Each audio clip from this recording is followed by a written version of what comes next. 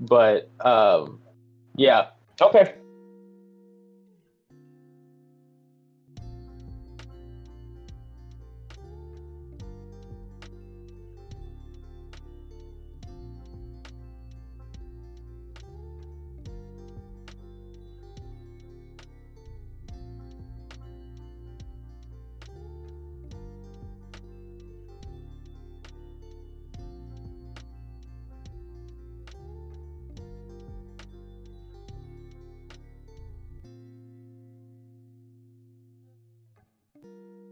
Hey, there we are. All right. Greetings, gamers, and welcome to the 240th live stream from the Misfit Gamer Studios. I am your host, Vortex.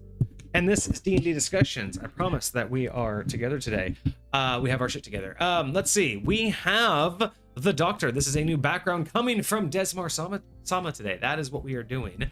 A new background from Dezmar. So let's find out exactly what Des has in store for us And I will get Kage in here. Oh, that's just terrible, isn't it? Let me just get rid of that. We don't need that. We need that.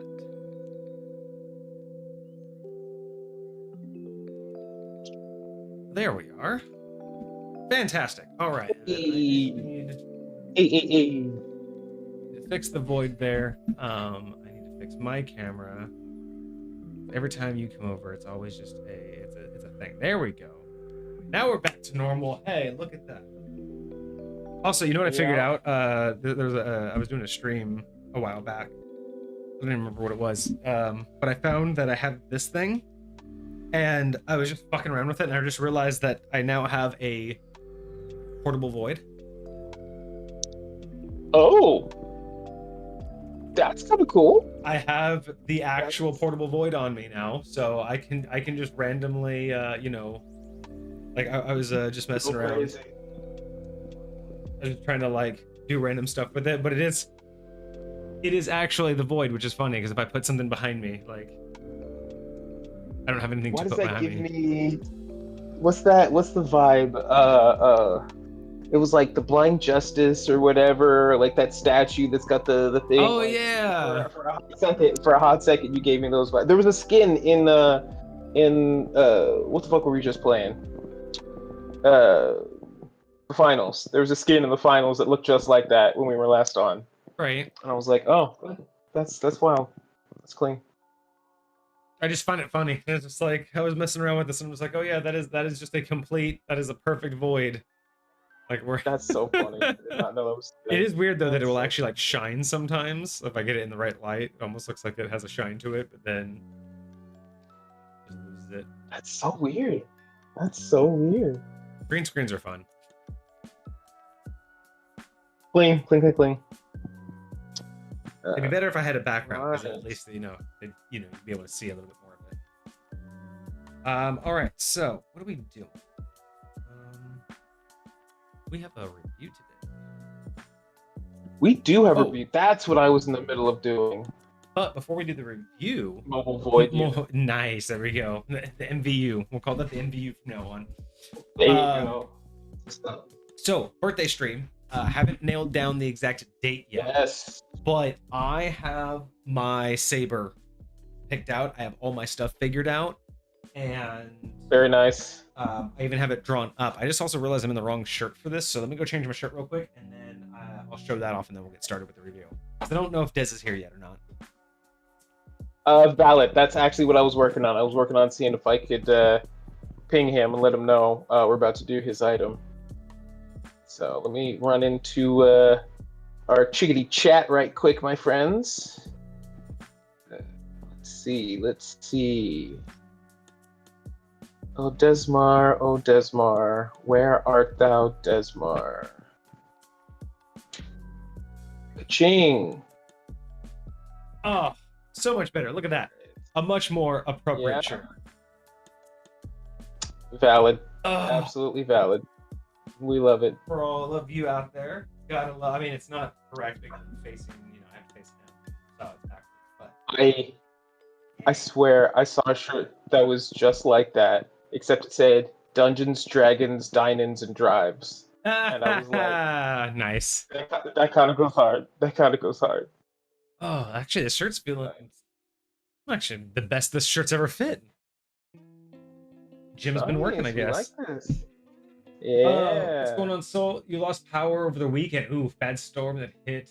And a tornado. That's right. Well, I'm glad that you're doing better. I'm glad that you're safe and that it was just a power outage. Absolutely. That sounds crazy. I'm glad you're back with us. Thank you so much for joining.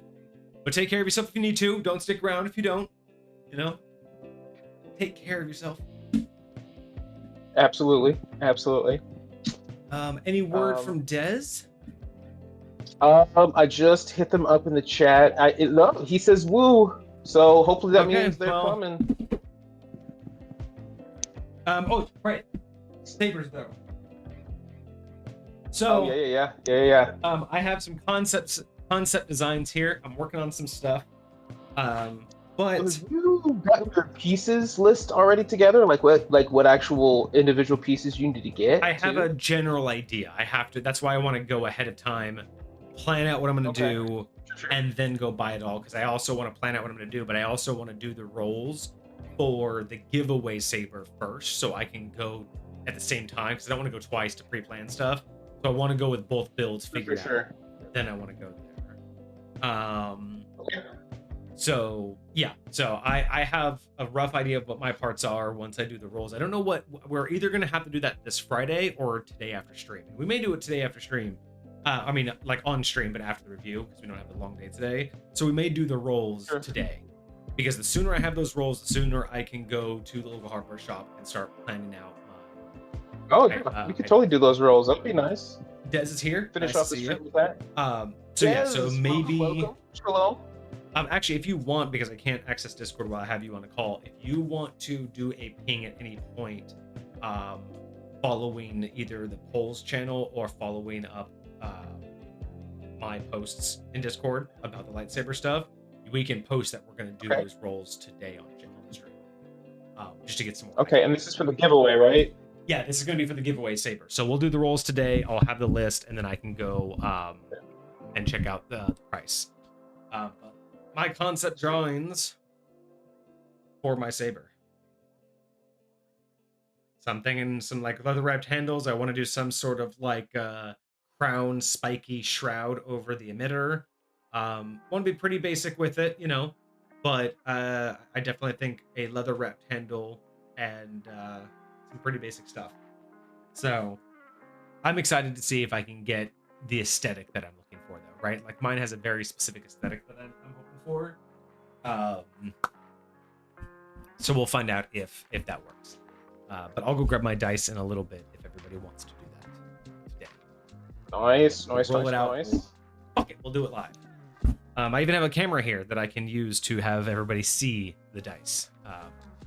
Oh, you know what? I can even I might even actually go break into the our sister studio, the dice profiler, and I may snag maybe I'll just go steal from the vault over there, and I'll let chat choose what dice rolls the misfit. You know what? I might actually make an executive decision on this, and I actually may go heist an entire dice set from the dice profiler that will come with the saber.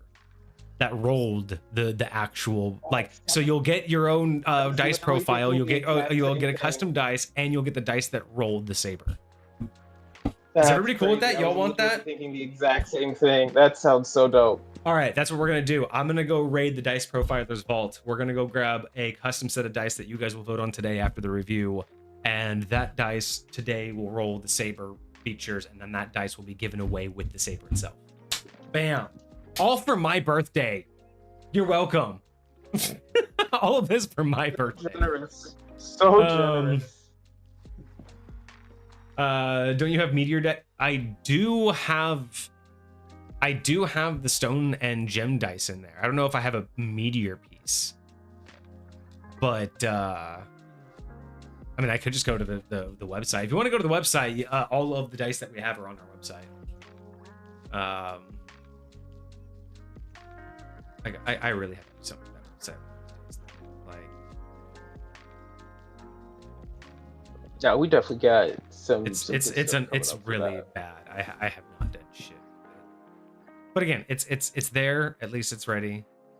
Let's see how many. Yeah, I mean, we have a ton of dice. Shit, we do have like a ton. We have artifact dice, legendary dice, prestige dice, classic dice, companion dice, and colossal dice. Which one should roll for it? I mean, obviously everyone would want the artifacts because they're the most expensive, but maybe we should find out exactly.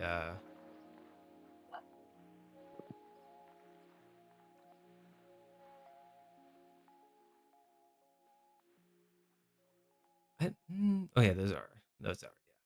Oh yeah. Dice. So, but we'll have to figure that out afterwards. Yeah, we have so many dice. Here, y'all. If y'all want to decide ahead of time, go to MisfitGamerStudios.com/dice profiles. Don't forget the hyphen. And you will be able to see all of the dice that the dice profiler currently has. and you let me know which one you think should roll for the Misfit Saber, and that one will go with it. Fuck it, no one's buying them anyway, so I don't mind giving one away. I don't care which one it is, as long as we get some hype. Damn it! Hype. 3 years, damn it! I think we deserve a little bit of hype. You know what I'm saying? Just whenever you get it, you gotta post it over social media. Ooh. Show it off to people. You know what's even greater about that idea, Soul? Companion dice set, because there'll be a companion for the Saber. If that's the case and you all do vote for companion dice set, we can ensure that the Saber that we make has a compartment that can hold the companion dice. So you could have the Saber and open it and then actually be kind of sick. Is that what we're doing? Are we doing that, or? I think that's. Let's save that till the end of the stream. Okay, that's gonna be till after the review. After the review, we're gonna do that. We're gonna talk about the dice. We're gonna roll. D20 Kyber crystal. Actually, that would be crazy. Go check the site. I mean, go see if we have something that gives you that vibe. We'll put it up to a vote. We'll put it up to a vote. If everyone's here, we'll definitely make a post towards the end of stream so everyone in the Discord knows. Maybe we'll post now. Maybe we'll post twice. Maybe we'll post now and later.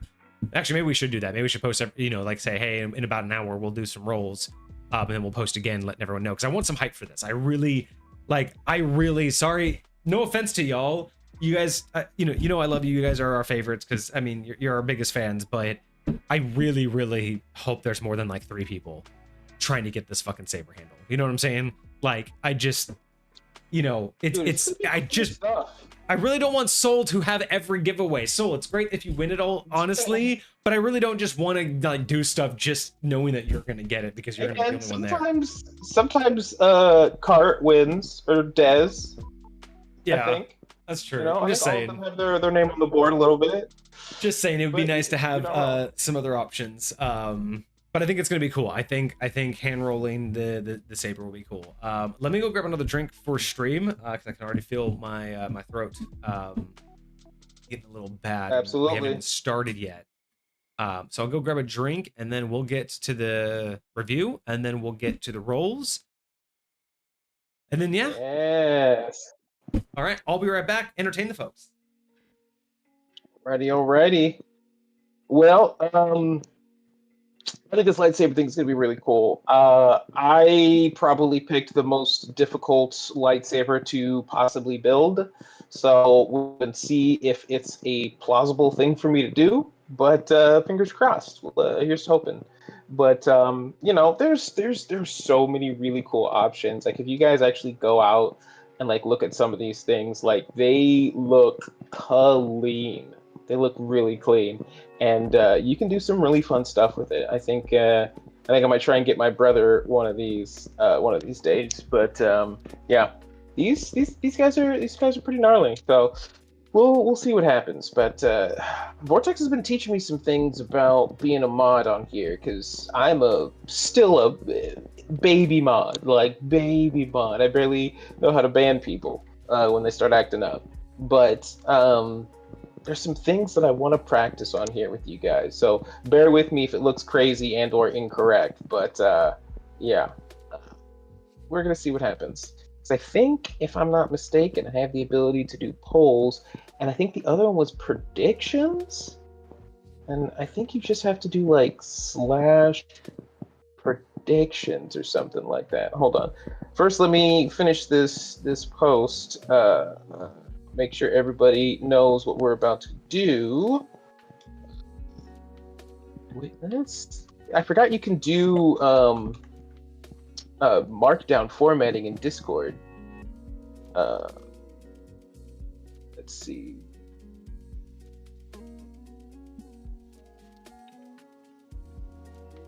That's good. And then I see no mention of a cantrip. Cantrip. This is supposed to. In chat, I wasn't paying attention. Yeah, no cantrip in the feature that we have, so we'll make sure we mention that. No, it does not. Which reminds me. me get caught up here real quick with you guys. Again. Yeah, wasn't Skywalker's original one made from the light flash of an old camera? Are we talking about like The sabers, the original props, the original Anakin or Luke's, whichever one you want to call it. His original one was the stem of a camera light, the camera flash from an old camera. It's very plausible. That is very plausible. I'd never heard that before, but yeah, that sounds wild. I wouldn't doubt it. Yeah, they come up with some crazy things. I mean, hey, props are props back then. Are very familiar with that. All right, cool. Well, let's get to the review and then we'll get to the rules. Yep, I posted it up in our Discord real quick, so hopefully people will. Oh, here's the cantrip from Dez. Okay, perfect. Thank you for sending that. Just let me know when we should cover it. Got you. All right. Kind of close towards the end. Well, today we have the Doctor, a new background from Dezmar Sama. We don't have much of one, but as always, we will start with the description.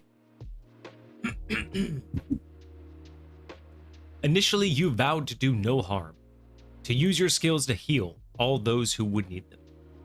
But for whatever reason, you've adopted to leave behind a life of purely healing, to go forth into a dangerous world and help with more. Okay, interesting. So combat medic, like combat cleric-ish. Interesting. You're meant to heal, but you want to do more with healing. So, because we made a combat medic recently. And yes, that's true. That's true. It was one of our subletting subclasses, I'm pretty sure. Yes. So now I'm curious, how is this going to play out as a background? Because I know backgrounds you don't get too much. But is this background meant to be a battlefield surgeon where you're like trying to help people in the line of duty, or do you mean more as in because you used to be a surgeon, you could now surgically cut down somebody? You know what I'm saying? Like, it's a background, so you don't get a whole lot, but I'm curious, is it going to help being a support, or is it just a theme to get going? Like, you know what I mean? Is it really gonna lean into the supportive role, or we've talked about it before, but like when you think about backgrounds, they're really kind of just to inform where you came from, like how you existed before you became what you are now. Mm-hmm. Right? And so, a lot of people, some people were farmers, some people were soldiers, some people were hermits. There's all kinds of things that you could have been before, but the reality is, and you could include it in your lore that you were like, as a soldier, I was like level 1, 2, and 3, but then when I actually started venturing, because I started my campaign at level 3 or for whatever reason, that's when I started doing different adventuring stuff. So I was leveled when I was doing that. But for the most part, you're not leveled when you're doing whatever you're doing in your background. For the most part, you're like a commoner. You got like 10 hit points, you got 10 AC, you're just a regular dude. And so if that's what I'm thinking about here, like you could have been a nurse, you could have been an aide, you could have been, a dentist for all we know. But like, for the most part, you're like out here in the medical field, just doing random things. So I'd say, it gives you the ability to like do like things like maybe you wouldn't be able to do otherwise, like where somebody else might have to roll to stabilize somebody, you get like a bonus to that roll where they wouldn't, so nothing too crazy. Like you said, like backgrounds aren't meant to be devastating, but or like game changing by any means, but I definitely think there's a lot to be said for what it could be. But yeah, I don't know how deep that goes. Yeah, I do like that someone in this group used this along with a mortician rogue, which sounds like a very interesting class. I'd like to see a mortician? Is that a subclass? That's wild. It's a custom subclass that I'd like to see. So wild. I don't know why you're holding out on this. Come on, man. But all right. Not on me. So let's see what that character got. All right, so skill proficiencies, medicine and insight. Interesting on the insight. Medicine, totally understood. I was expecting something like nature or maybe survival. Insight, I guess it makes sense because you know enough about people in stressful situations, so you're used to getting through to them, bedside manner kind of thing. I could understand that, but I don't know. I would say nature, survival, or persuasion. I would take over insight. For a doctor, those are the ones. Say survival makes the most sense to me over pretty much any other choice. I could see persuasion more than insight. I mean, persuasion due to the fact of, like, as a doctor, you know, you have to talk them into certain procedures, you have to calm them down. I'm just trying to extrapolate of anything else, because insight I get because you know them, so you could see when someone's lying, you could see when they're anxious, you know tells because, you know, you're used to seeing people who are afraid of you. But I still feel like I don't know, like I get where you're coming from, but I also see doctors like, you know, Dr. House or other doctors that are just like the mean and gruff dude, where it's like, I don't really care about your feelings. I'm just here to give you your medicine and get the heck out. Mm-hmm. But I kind of think that might. So I would say, because you're getting both of these proficiencies. It's not like one or the other. Right. If it was one or the other, then you could choose which one like feels better for your character. But like, because these are just the two that you get, I would say like something that could be more universally like, it's going to be pretty confident that absolutely everybody that takes this subclass is going to be good at medicine. Yeah. I think pretty much everybody that's good at this subclass is going to have at least some sort of skill in survival. You know, again, potentially nature, if you want to take it that direction. But I would say, for the most part, I hardly hope I'm not having internet issues. Okay, that's better. But yeah, so that's one thing I can say about that. But I don't mind insight. There's probably one or two options I choose before that, but yeah, sure. and that's just my kind of thing, is like insight just doesn't immediately sit right with me. I feel like there's a lot of other ways you can consider how a doctor goes about the world, but I'm not against insight completely. If the lore was the idea that due to stressful situations, you can see through people, you can see them in, you know, you're used to seeing people's, like, you know, aversions or holdbacks, right? Like, most people don't want to tell you that they went drinking last night or took this drug or, you know, was with a lady of the night kind of thing. So the idea of you're used to hearing lies all the time until you finally get through, I get it. But I just don't know if it's the strongest argument. So that's where I'm going to sit on. Fair enough. Fair enough. Proficiency tools, we get alchemist supplies and none other. I would have expected at least if you already have this, here's one other. These are tool proficiencies. So I would even say you could do the same as what we always suggest in scenarios like this. If you already have this proficiency, you get expertise in it. Oh, perfect. You know, but I'm curious. Yeah, exactly. I'm pretty sure there is a medical supplies thing. Or a healer's kit. I thought there was at least a healer's kit, there's definitely, although I think a healer's kit is actually an item that you expend. But hold on. Oh yeah, I gotcha. Languages, while you're looking that up, languages is one additional common language. That's totally fine. I don't see any reason why you wouldn't, you know, have that. Yeah, there's no real reason to give you, like, I could see the argument because you're a doctor, because you're well learned, and because maybe some medical books are hyper specialized. Like, maybe it doesn't have to specifically mean a common language, because what if you wanted to specialize in, you know, very ancient medicine, right? Like, I mean, you know, a lot of, you know, if you think about like a hyper specialized doctor today would, you know, might have studied Latin in order to better understand medicine, right? So there's an argument. I don't mind one additional common language. I don't mind the limit of one. I could see an argument for more, like for non-common, or at least a limited skill set of, you know, of languages. But I mean, honestly, I would do it, and this is just kind of how I would do it, regardless of what your background says. Would you just like give me a good explanation as to why you could speak Undercommon? Give me a good explanation of why you could speak Celestial. How did your background get you to, like, hey man, like I grew up in the underworld. There was this weird way station where these divine beings came through on the regular. I just patched them up when I was told to, and like stayed out of their way, man. I wasn't some big perk, but I heard them talk all the time, so I picked up a thing or two here or there. Right. So like you could explain it to me, but let me know. It started with ow and thank you, and it grew from there. Yep. I did find the only other supplies that I think could fit here, that I could find at least, were, I was just looking at it, herbalism kit, because herbalism kit is like actually geared towards like healing and restoration type stuff. Yeah, as at least again, just as a backup, yeah. just as if you already have it kind of thing. Because I know that a lot of the times there's those kind of worded. I gotta find those medical supplies. Oh, why did I go all the way back to the top? Oh yeah, so here we are. And then equipment, we get an abacus, a bell, a healer's kit. Oh, there's your healer's kit. 2-person tent, 5 vials, a pouch containing 15 GP.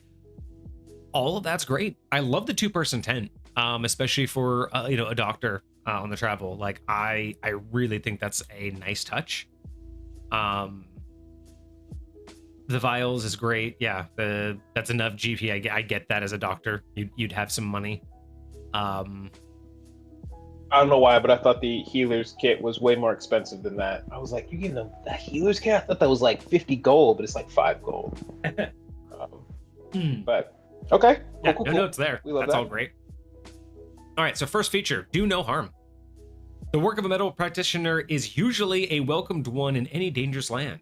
In places where conflict, violence, and injury are common, when someone offers to make the most dire situation seem less horrible, is met with genuine relief. Anywhere you find the sick or injured will be far more welcoming for you. You can offer your skills to local places of healing, worship, or those of lesser means. You might even find people willing to shelter and feed you for the night. Again, I think that this is a fantastic use of this lore. I just think it's unfortunate that it has to be codified, because this is just one of those things I feel is best when built from the entirety of the character and not just simply your background. Like, I'm a noble, so I can go anywhere. Like, I wish it was more than that, than, just this. But that is not a call to the author. That is a call to D&D in general in its current state. So I love this. I think this is fantastic. This is exactly what you want. So no concerns there. I really do. I really do enjoy that. I can't really think of like any other, again, even if this wasn't something that needed to be codified, I'm even trying to think of like what else could go in place here. But really, that's like either that. I mean, you could even add in here that you can, you easily, if you go to, or if you visit a place that has any kind of place of worship or medical center or place of healing, you can always restock your basic supplies, or you can always get a free healer's kit, kind of thing. So wouldn't really mind like a little top up option. But either way, I digress. Those kind of options, those benefits are always solidified. I always like to do those in High Point based on the character's entirety and what they do, but this is great. The newer version also comes with the... Oh, gotcha. So Do No Harm also came with the cantrip. So do you want to go ahead and read that for us? Oh, Do No Harm came with the cantrip. Yeah, let's do that. The new version also comes with this and the cantrip. So the cantrip is called Alleviate. It is an evocation cantrip. It's one action, a target within 15 foot of range. The components of this spell are verbal and somatic, and the duration is instantaneous. It says the briefest contact with the magics that would normally heal a wound, you reach out and tend to a creature and provide relief to any condition without affecting that creature's HP. You make any ailment feel less painful or aggravating. It's like Tylenol. Headaches, cramps, joint pains, etc. You can make these feel better in an instant. Additionally, when cast on a creature with less than its maximum hit points, the pain of any existing wound is lessened and becomes manageable. Interesting. It says classes cleric, background doctor. So Okay. this feels like a cleric's version of prestidigitation or druidcraft, in the sense that it doesn't do anything practically or Not mechanically. combat related. But it even doesn't interact with the mechanics of the game at all.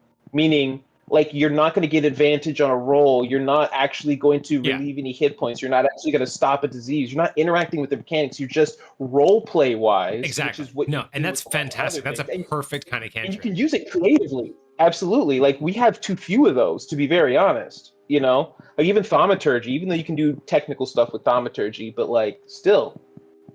Yeah. No. That is awesome. I think that has plenty of power in and of itself. Again, it doesn't help you in. I say it's not combat because there's no condition, there's no effect, there's nothing that would directly benefit or negatively affect your party with or without this, right? It would never change anything. But roleplay wise, that changes a lot. Like, and again, there's so many ways that as a DM I could see that being of great benefit to the storyline.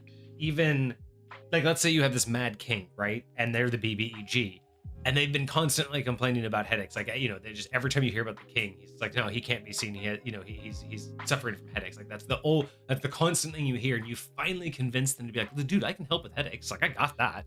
So you think, finally, I get to do something in the game, and then it's the fact that you can't relieve it, like your cantrip doesn't work, maybe is what leads you to realize, like, wait, what do you mean I can't heal that? Like, it's a headache. And then you start to realize, like, maybe it's not a headache. Like, what, you know, and then you can use that as a leg in. So there's a lot that can be done with that. Dude. I like it. I think that's pretty good. I think that's a great cantrip. This actually goes along with what we've talked about before, which is the professional cantrips. The artisan magic, as we've called it, I guess, is the more official name. Artisan magic. I do like that. Artisan magic. Yeah. So I think that's exactly what this is. It's artisan magic, right?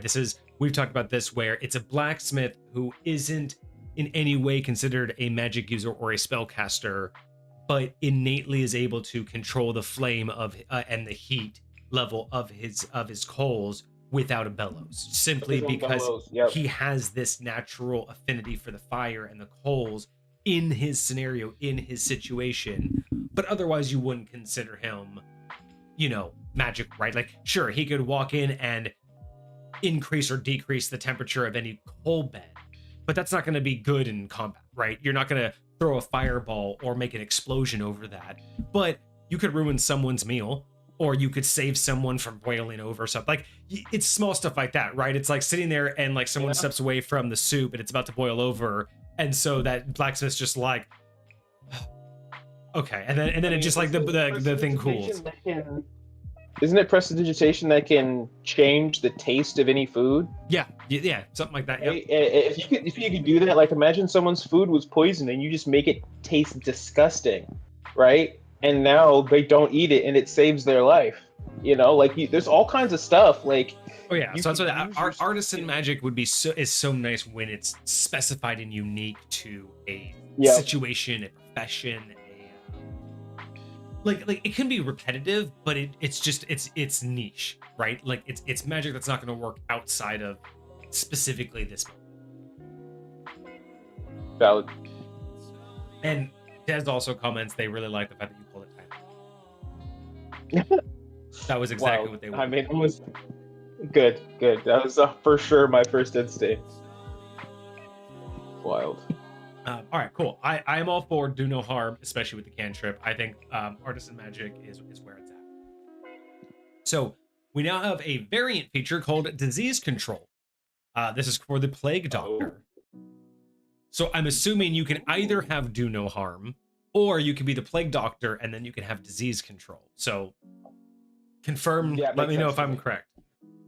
But variant feature disease control. Your work with sickness and specifically plague-like outbreaks has given you a new approach to the field of medicine. The cold, hard calculus of saving lives sometimes isn't easy, but it must be done. Saving lives from an outbreak over and over again, you've come to understand such afflictions, how to combat them, and how to manufacture them. When crafting poisons or antidotes, they cost you half as much gold and take half as much time. Additionally, you can create poisons at a regular cost and time that resemble known illnesses, only being discerned by a medicine check exceeding your proficiency bonus plus intelligence modifier plus 8. So that's some great role play. Now, when you right say there. resemble, does that mean has the effects of, or has the appearance of, but not the actual effects of? I think what this means is that, let's say you want to poison a king. It is very common for a DM to be like, well, you know, his advice, even if you get away with it, they're going to test him. They're going to realize he was poisoned. If you have this ability, you can poison him, and then when they go to test him, it just looks like he was sick. You still poison him with whatever disease you poisoned him with, but when they look at him, covering up your poison with yes, disease. It resembles a well-known one, so it looks innocuous. It doesn't matter how bad it is. It looks like it did not come from an outside source. That's kind of cool. Okay. Proficiency bonus, intelligence modifier plus 8. Yeah, that's not terrible. It's not, and it honestly makes a lot of sense. I will say, anytime you make something intelligence based, you can do whatever you want, but you're recommending that people use either artificer or wizard, because since those are intelligence based casters, and not much else is. But I mean, like, if you want to go fighter, like, it doesn't matter. Like, your intelligence could be whatever. But if you want people to like fail that, like, if you want to use that feature, if you're going the plague doctor route, yeah, I want to make some of these poisons. I want to poison some people. I want to kill some people. Like, imagine if you went rogue, like you were a plague doctor, and then all of a sudden you're like, nah, bro, I ain't doing this anymore. I'm out here, and I'm gonna try and kill as many people as I can in order to get back to whomever. And so you go deep into the. Although actually, the magic rogues, they also use intelligence modifiers for the saving throw, so that actually could. Des just said Arcane Trickster, Eldritch Knight, and his Mortician Rogue all use intelligence. And they're third casters. Okay. Not half casters, they're third casters. Whatever. I hate that. Yes. What's going on, Hecate? It's nice to see you. So, Hecate, your comment, I gotta pause here. Hecate's comment just sparked a major idea that I think we need to do. Fair. I don't know how we Kage, you're gonna have to talk about this off stream a little bit. But Hecate, I have this new idea from your comment, because this would be good for your the Plague Monarch, right? So now all I can think of is, since we've had enough reviews, we've literally reviewed basically every type of thing. So now the question is, what is the best character that you could build with everything we've reviewed? And only things we've reviewed. We've talked about this before. Character, like, we're talking about race, class, background, weapon, like everything. Like, now I'm wondering, I'm like, what would be the best synergy? What would be the best combination of all the things we reviewed? And now the question is, should that be a competition? Should we do like some kind of contest where people can submit their best amalgamation of every MGS reviewed, of every MGS review, and amalgamation of the best combo? And how would we? I want to figure this out. I want to know how we're going to do this. Submit your ideas in the comments. Submit your ideas on Discord. Let me know how you think we should do this. I like this idea. I really think that we should try to do something with this, because I mean, we've done enough. Like, absolutely. We've done so much. Des now has to look through the leaderboard. I don't know, Des. Y'all gotta let me know. Are we just doing like the most powerful? Like, what is considered the most powerful? Are we considering what's the best synergy? Are we considering just what could be, like, again, Is it just what sounds better? Do you guys just submit everything and we just go, that sounds right, that sounds exactly like it should? Or do we go, holy shit, none of you guys could compare to that? Like, yeah, is it who would win in a fight? Is it who sounds more fun to play? Or does it sound like which one sounds like an actual character that you could? I don't know. I want to know. I need to know from y'all, what do you think that looks like? We have reviewed everything. So what does it look like to say, what is the best combination of everything we've reviewed? How does that look? Let me know. I want to know. I'll think about this. I'm probably going to lose sleep over this idea now because I really want to figure out how we put all of our stuff together. Here's the deal. And you could take this for what it is. There's something that I do for a while, and a large portion of what I feel like would make this a lot more realistic is something like what we had started talking about a little bit ago with the Discord and Discord bots. And what that is the ability to create a kind of like tower climbing tournament type deal.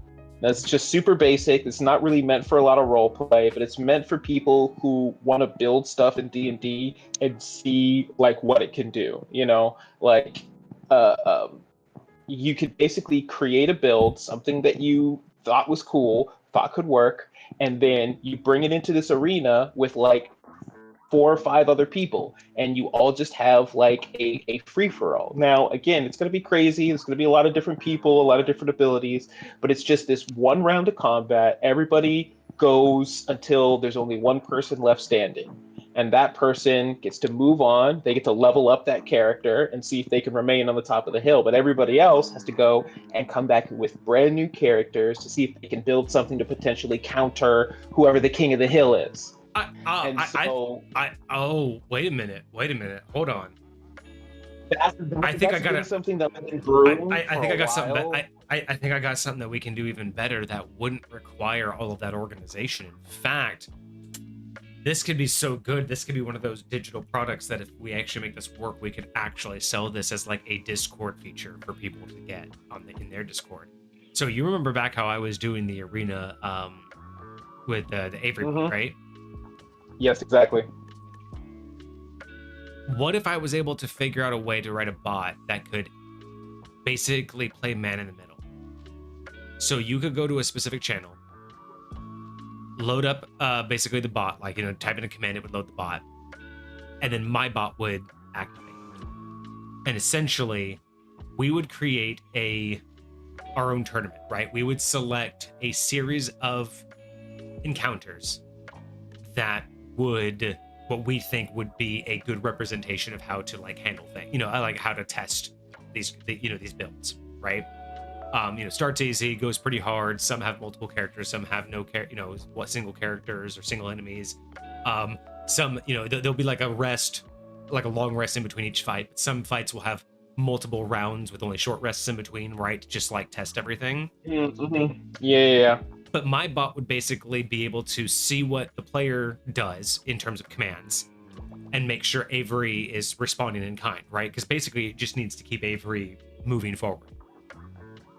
But we could see how far each person goes and technically how many rounds it took them. So kind of like a speed run. Like a standard tower. Yes. And, so if you build something and first level is like 5 goblins, the next level is like 2 owl bears or something like that. And the idea is that it will, and then my bot will track when you die, and it'll say you made it to this round, or you made it to this thing in this many total rounds. And then of course we could have it even break out like,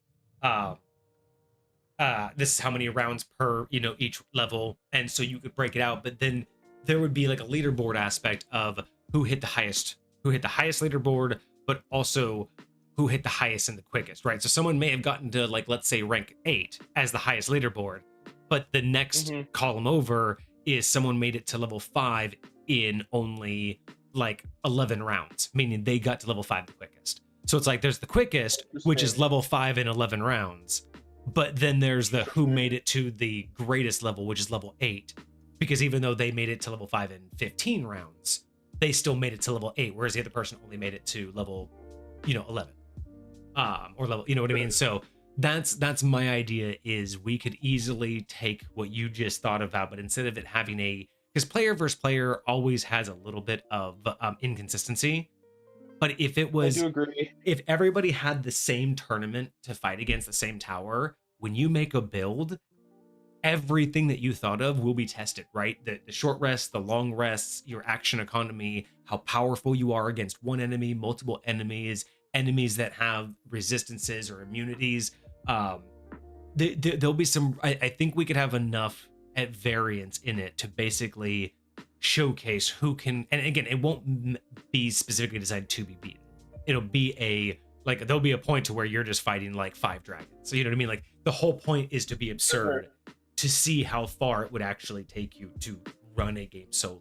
And then you know what's really cool about that is if I get that to work, there's nothing that says that if that is automated, if I can automate that, there's nothing that says we can't program it to do a group campaign. So we can just literally have a chat where 5 people can just, without us online, go in there, all sign up for a battle via Discord and just run through the tower as a group to see how their own characters will synergize with each other in a combat. Like you talk about like practicing, we could potentially make a fully automated Discord arena to practice character builds if we can integrate them with the Avery system, because remember that uses a very specific character sheet, and it took a lot of it does take a little bit of homebrewing and modification to do homebrew stuff. So it does. It's gotta be possible. I just don't, because I tried to do some of the homebrew stuff for myself with them a while ago, and there's certain things that I don't know how to specifically do, or it just doesn't have the capabilities to specifically do. So yeah, I'll see. So we'll have to work on that. But I like this idea, and we'll have to talk about. Oh, actually, you know what? Let me put that on my. I will have to think about that. I'll have to hopefully remember that later. I'm sure that's going to be a good idea. I won't forget that idea. Okay. Anyway, back to the doctor. Building a doctor character. Doctors are persons of healing and easing pain and sickness through long nights of studying, blood-soaked tests, and memorization of ailments and their cures. It is well known for profession and not often associated with an adventurer. The presumed good nature of a doctor often paints them in beneficial light to the common folk, though this doesn't always have to be true. Doctor may have a specific field of medicine they specialize in, perhaps anatomy, contagions, or even regularly dangerous nature of childbirth. Whatever the case, now as an adventurer, these skills may prove to be incredibly useful. I do like this distinction that it isn't just a generalized doctor, that it really wants you to lean into a good specialty, and a good, really, really good DM will hear that and take that into account. And I don't mean giving you, if you take the childbirth thing, I don't mean that they're going to make you run into a situation where, an owlbear is pregnant and trying to attack you. But they should understand that, if you are good at childbirth, then you're going to be good with mothers, right? So if you go into a town and this person's a mother, they're going to be more likely to respond to you. Like, that's the kind of stuff a really good DM will take into account, is who should be responding to the type of character that you are. She's about 3 months pregnant, man. Like, you could tell by all the right things, Exactly. It's wild. No, yeah, so that's great. I love how this is painted.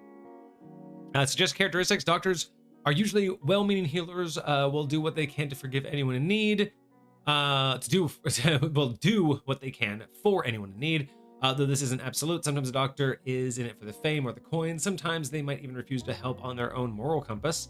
A doctor's personality traits table suggests various traits that you might have. I do like that as well. You can be good or bad. You can be selfish or kind.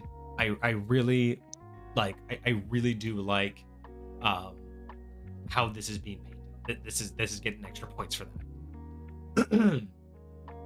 All right, so some of the doctor traits. I will do all I can to care for the sickly or injured. I thrive in large cities. The more people, the more in need of my skills. That's 100% true. If you can offer up the coin, then you'll have my skill. Okay, so a doctor for hire. I like that one if you get that one, because that's definitely more of the gray moral compass, the seediness. You can get some extra coin in the back alley for ripping someone's tooth out, or sure. like sewing. Maybe. What's that? There's the doctor that like would always patch up. What's his name? Keanu Reeves. Yeah, And everybody wants him dead. John Wick. Snow, John Smith, John Wick. There you go. Yeah. No, and that's what I'm thinking is like you could be that one where like you can just offer it up to mercenaries. We're like, hey, I'll patch you up without question. Like, you hire me, I don't even care what stabbed you. I'll patch you up and you go on your way.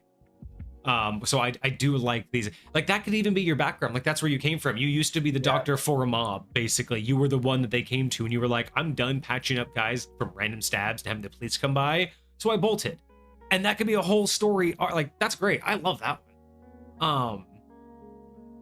Let's see. Moving on. I've often been told that my bedside manner is dreadful, but bedside manner doesn't save lives. Okay, Dr. House. I mean, you're technically correct. You are technically correct. I'll do whatever it takes. I didn't get my medical license revoked for nothing. That one's spicy. It's so good. It's easier to sell empty promises and hopes to lords and nobles. They think coin will fend off death. That one's great too. A little bit of a yeah. A little bit of a trickster there. I like that. A little bit of a liar. They'll believe it. Ooh, trinkets. I'm curious about these ones. Trinkets have like our audience and our community. Y'all been popping off with the trinkets. I appreciate you, because that doesn't happen very often. All right, let's see. So, trinkets. A gift from a child you saved. You'll never forget the look on their smiling face. Adorable, cute. Could definitely be one of those character story arcs, like, you know, you're down to 1 hit point or a saving throw, and you're about to lose the last one, and as a DM, you're like, but you gripped this, and you get 1 more death save. Like, you know, just what I mean. Like, there's so many good things about a moment like that, and a trinket like that, where it's a one-time use only, but damn, will it be a good use. Yup, that's valid. Ooh, and now we get to the other side of that coin. A gift from a child you could not save. You'll never forget the sound of their mother wailing in grief. That one. Rip. Gotta have both sides of the coin though. My dude. I mean, you're not fucking wrong. That's crazy though. Maybe that's what drove you to quit that normal practice and do whatever it is you're doing now. Oh, that would be great. That would be such a good like aspect of your lore. I love it. Get out of here, dude. Wow, I love it. All right, we got a ceremonial pocket watch given to you by a mentor to better measure breathing and pulse. Okay. That's some good RP options like there. Like a kind of like a weird metronome type deal to help keep you on pulse beat or whatever. Mm-hmm. Okay. I like it. A journal given to you by another doctor of all their notes and research into sickness that would eventually claim their life. Oh, so there's like a specific... Okay. Very cool. A single gold coin given to you by a morally questionable individual in an attempt to get you to do something unethical. You never spent it, but keep it as a memento that you cannot be bought. Okay, respect. I like these. And a single arrowhead removed from a despicable tyrant you were meant to save, but instead allowed to die while you were operating on. The world is a better place without them. Dang, you really do be flip-flopping. Okay. I like these. These are good. All right, so overall, this is a fantastic background. I think it covers everything that you want in a background. I think it's very well done. I'm trying to, like, the cantrip makes the do no harm feature that much better. Agreed. The question is, does the variant also get a cantrip, or does the variant not get a cantrip? I know the cantrip isn't super useful, but I want to know, is the cantrip in response to the fact that this costs you half as much gold and half as much time? Because that's also a much bigger benefit than a cantrip that can't be used for that. I think the fact that you get to save this like amount of money like throughout your entire career, like I feel like that's kind of their balance for that. That would be my perspective. Okay, and that's what I was leaning on. I just wanted to make sure that's what it was. Yeah, no cantrip to Plague Doctor, just the extra money. Yeah, so this is great. I mean, really, like the only thing I would change is, again, maybe the skill proficiency. Yeah, I mean, there's not a lot I would change. It's pretty damn good. I'm gonna give it a 9. Like this is solid. Like there's no situation that this wouldn't be usable. You know what I mean? Like there's no setting that this wouldn't work in. There's not really a party that this wouldn't be a reasonable backstory for. It'll be hard to, you know, it's not, I don't want to say that it's shoehorned. It'd be hard to say that this is like a fighter's background, but again, this the way that it works, I'm fine with it for most of the backgrounds. Like, I mean, honestly, I mean, a warlock, a cleric, a monk, like all of those could easily make sense. There's only a handful that I really don't see, but otherwise, no, this is phenomenal. I think this would be really fun to play. I think there's a lot of synergy with a lot of things that are already out there, and this would just inspire. This is kind of one of those backgrounds that you don't pick just for the things it gives you. You pick this because it inspires you to use it, and that's why it is just so good. Fire. Congratulations. Absolutely fire. Thanks, Des. Appreciate that review. That was awesome. All right, y'all. It's rolling time. I gotta go get my dice. We're gonna be rolling out this lightsaber. But I need to know from y'all what we're rolling. So let me get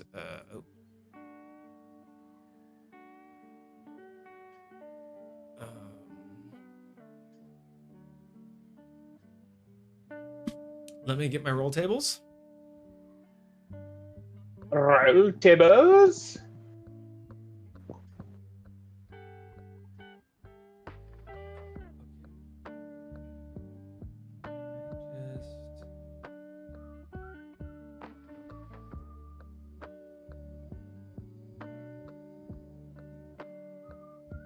Oh no, that's not what I wanted to show.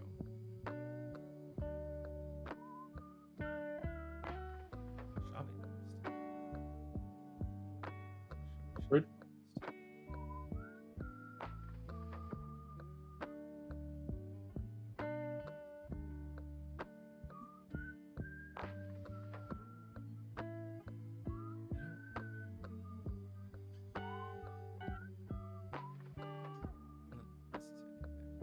Oh, I'm not a fan of that either. There we go. That's the one. That's the way. Hold on, everybody. What's going on, Dragon? How you doing? Nice to see you. What's going on, Des? Now I'm just imagining taking this background, but the least useful specialization. Don't worry, I'm a doctor. Don't tell them that. You're a chiropractor. Wild.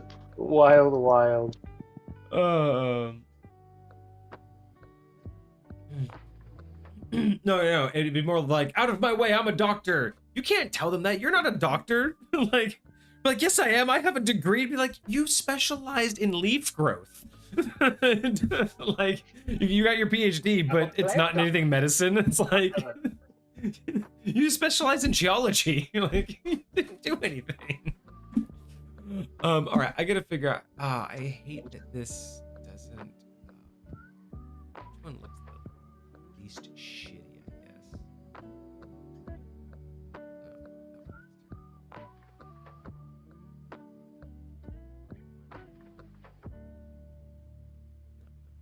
Up here.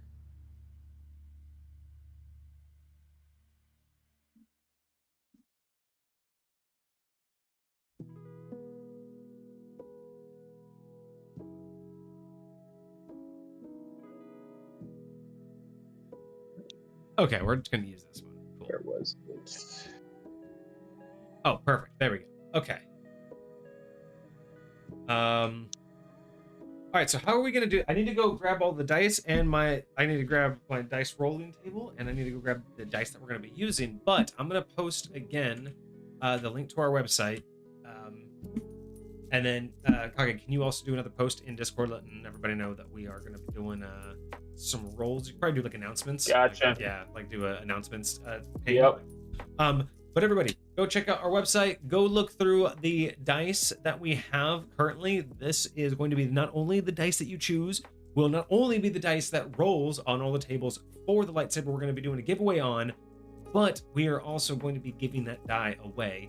But there was a consideration for doing companion dice, and if we do end up doing companion dice, we'll make sure the lightsaber has a container built in, so you can load the dice in there and carry it around with the saber. You got 21 items on the leaderboard and your average is an 8. Feeling really good. That's amazing. All right, go to the website, guys. Do the dice. I'm gonna go grab them and my dice box so we can do some rolls. And yeah, let's find out what we're making today.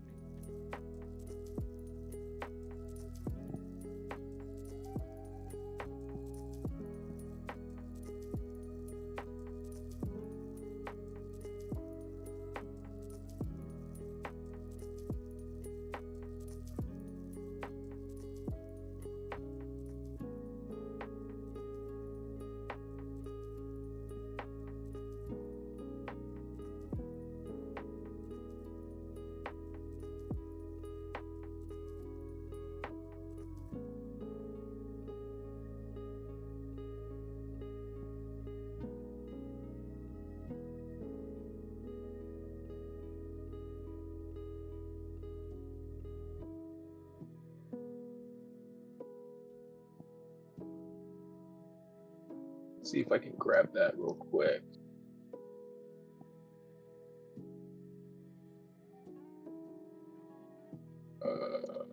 And here they all are.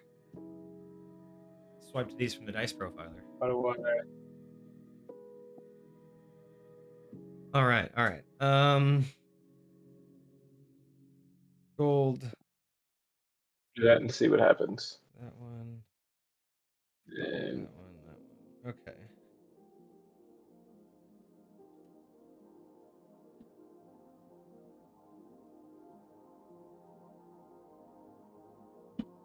That one. Those. Wait a second. Where are you?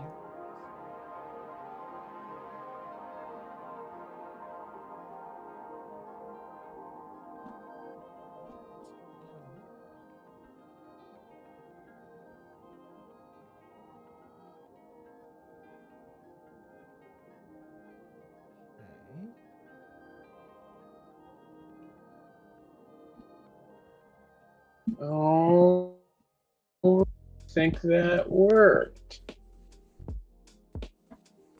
Well, what didn't work? No, I think it did work. I just posted back in chat. Or not in chat, and oh, there it is. Oh.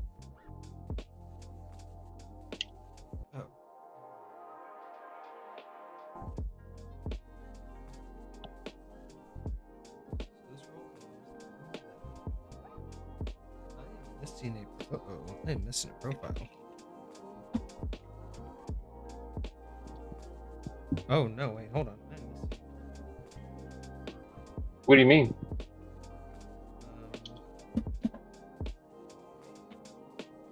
I have dice in my profile. Oh. You're missing a profile. You're missing. Oh wait, no. That one's not. I can't get that. So I know these three have profiles. I just don't know where they are. Ah, wait. This one is for that one. Okay. Found that one. Found that one. Okay. I am missing one, which means one of these boxes should be.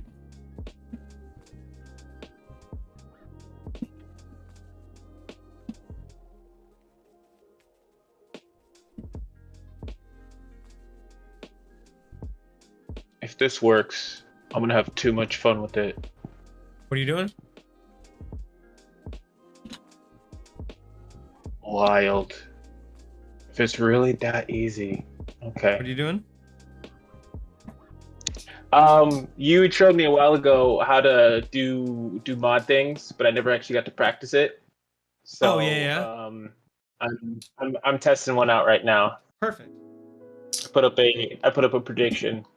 Awesome. See if I am actually votes on it. all right. I have to find this other one. Hang on. Yeah, no worries. Let's see.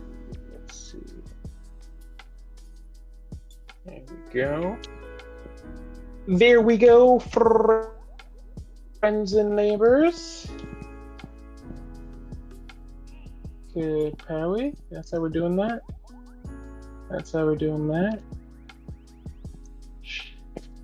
Yeah. Fucking of course.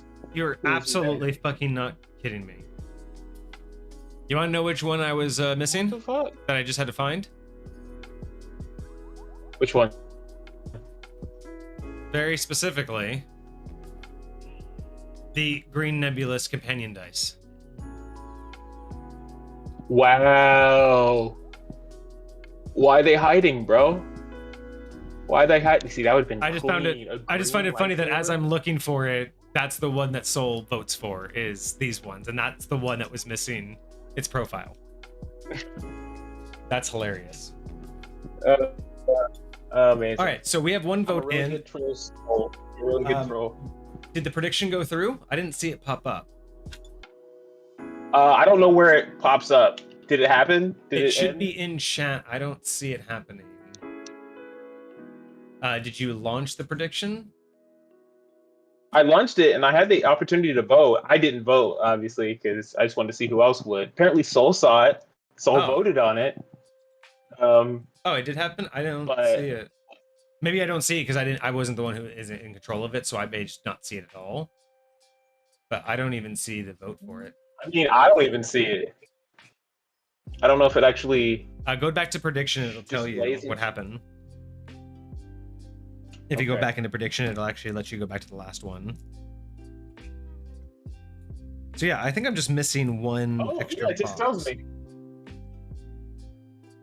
Okay. Oh, it's under channel points. That's right. That's why I have to open it up. There we go.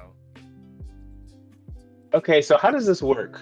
Does somebody put 210 channel points to one and somebody put only 10? Oh, I have to hover over it. That's exactly what happened.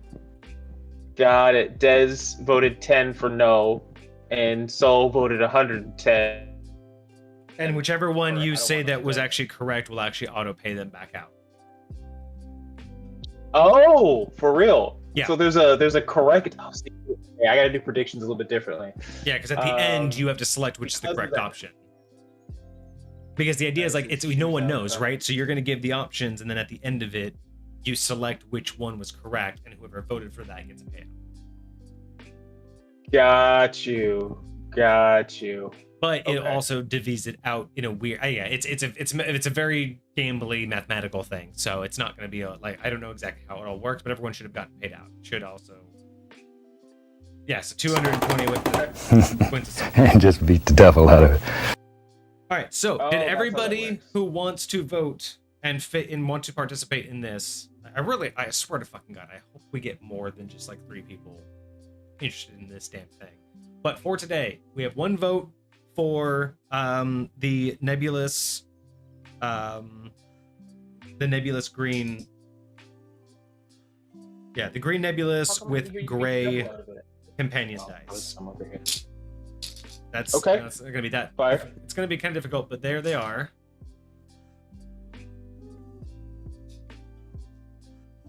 This is the dice that is currently on vote. So it's a small. Actually, you know what? I could probably do. You know what am I doing? I have multiple cameras. You know how I can tell which ones are green? You want to know how I can tell which ones are green? Because I can't see them. Yeah. That's so wild.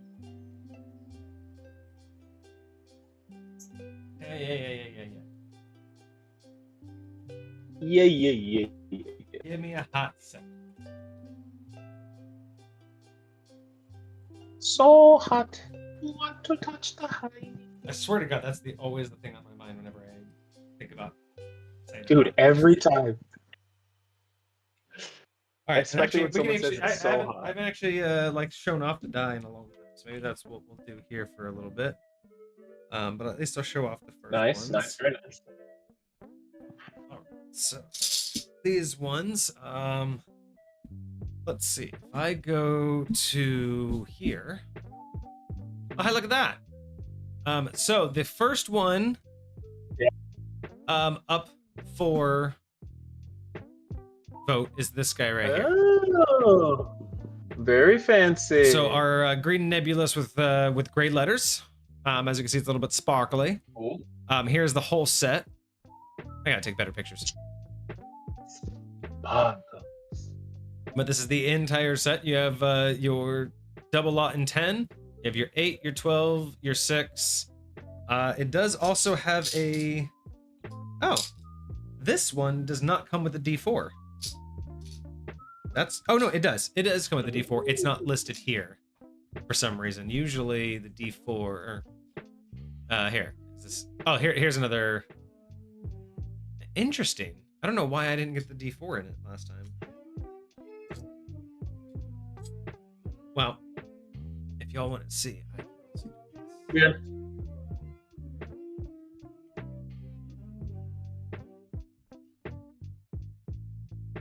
Oh. False advertising. Wild.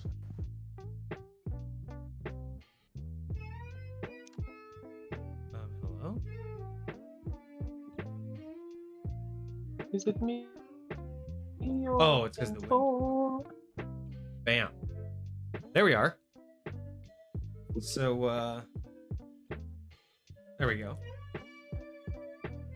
So, this is the set. I know it's not perfectly visible. Oh, nice. There's Very your nice. D20. D20 is there. I like There's that your camera D4. setup. It's kind of like the D4 is kind of like a smoky. Okay. Okay. Very nice. Yeah. Or D6 is very sparkly, very blue. These are all kind of sparkly. We got a darker blue for the D10. Very The nice. double odd is kind of a sparkly diamond-esque. And then our D12 is like a purple pink. And then we have a pink and black cow D8. I call it cow because I like the way that it's here, shit. Right. Do we want to some of these guys are asking where they vote for. Do you want me to put up a poll in chat? I mean, it's give me a little bit more practice. There's way too many to like really. Fair enough. I feel like there's just I mean, there's just so many. Chat with which one they like. Yeah. Well, that's why it's fair. like so. Soul already gave their guess. So again, all of the dice are listed here on the website. Soul voted for the companion dice. Yeah, so we can also look for a couple. So here. So we'll just go through them real quick. And if you see one you like, vote for it. Otherwise, we might just be going with the Green Nebulous companion dice because it's currently up for bid. All right. So our artifact dice. We have a pink quartz gemstone with golden letters, or we have this very red gemstone with gold inlay. These are very heavy. These are our most expensive our most expensive die right now. I'd hate to see those go, but again, ain't no one buying them. Let's see, what else do we have? Those were artifacts. Let's go to legendaries. We have a couple. Oh, we only have one legend No, we have more legendary die. They're just wrongfully labeled. This one is a glow in the dark set. Oh, I remember that one. That one was clean. Yeah, so we have a teal and pink, a teal pink with blue letters, and this entire set glows in the dark.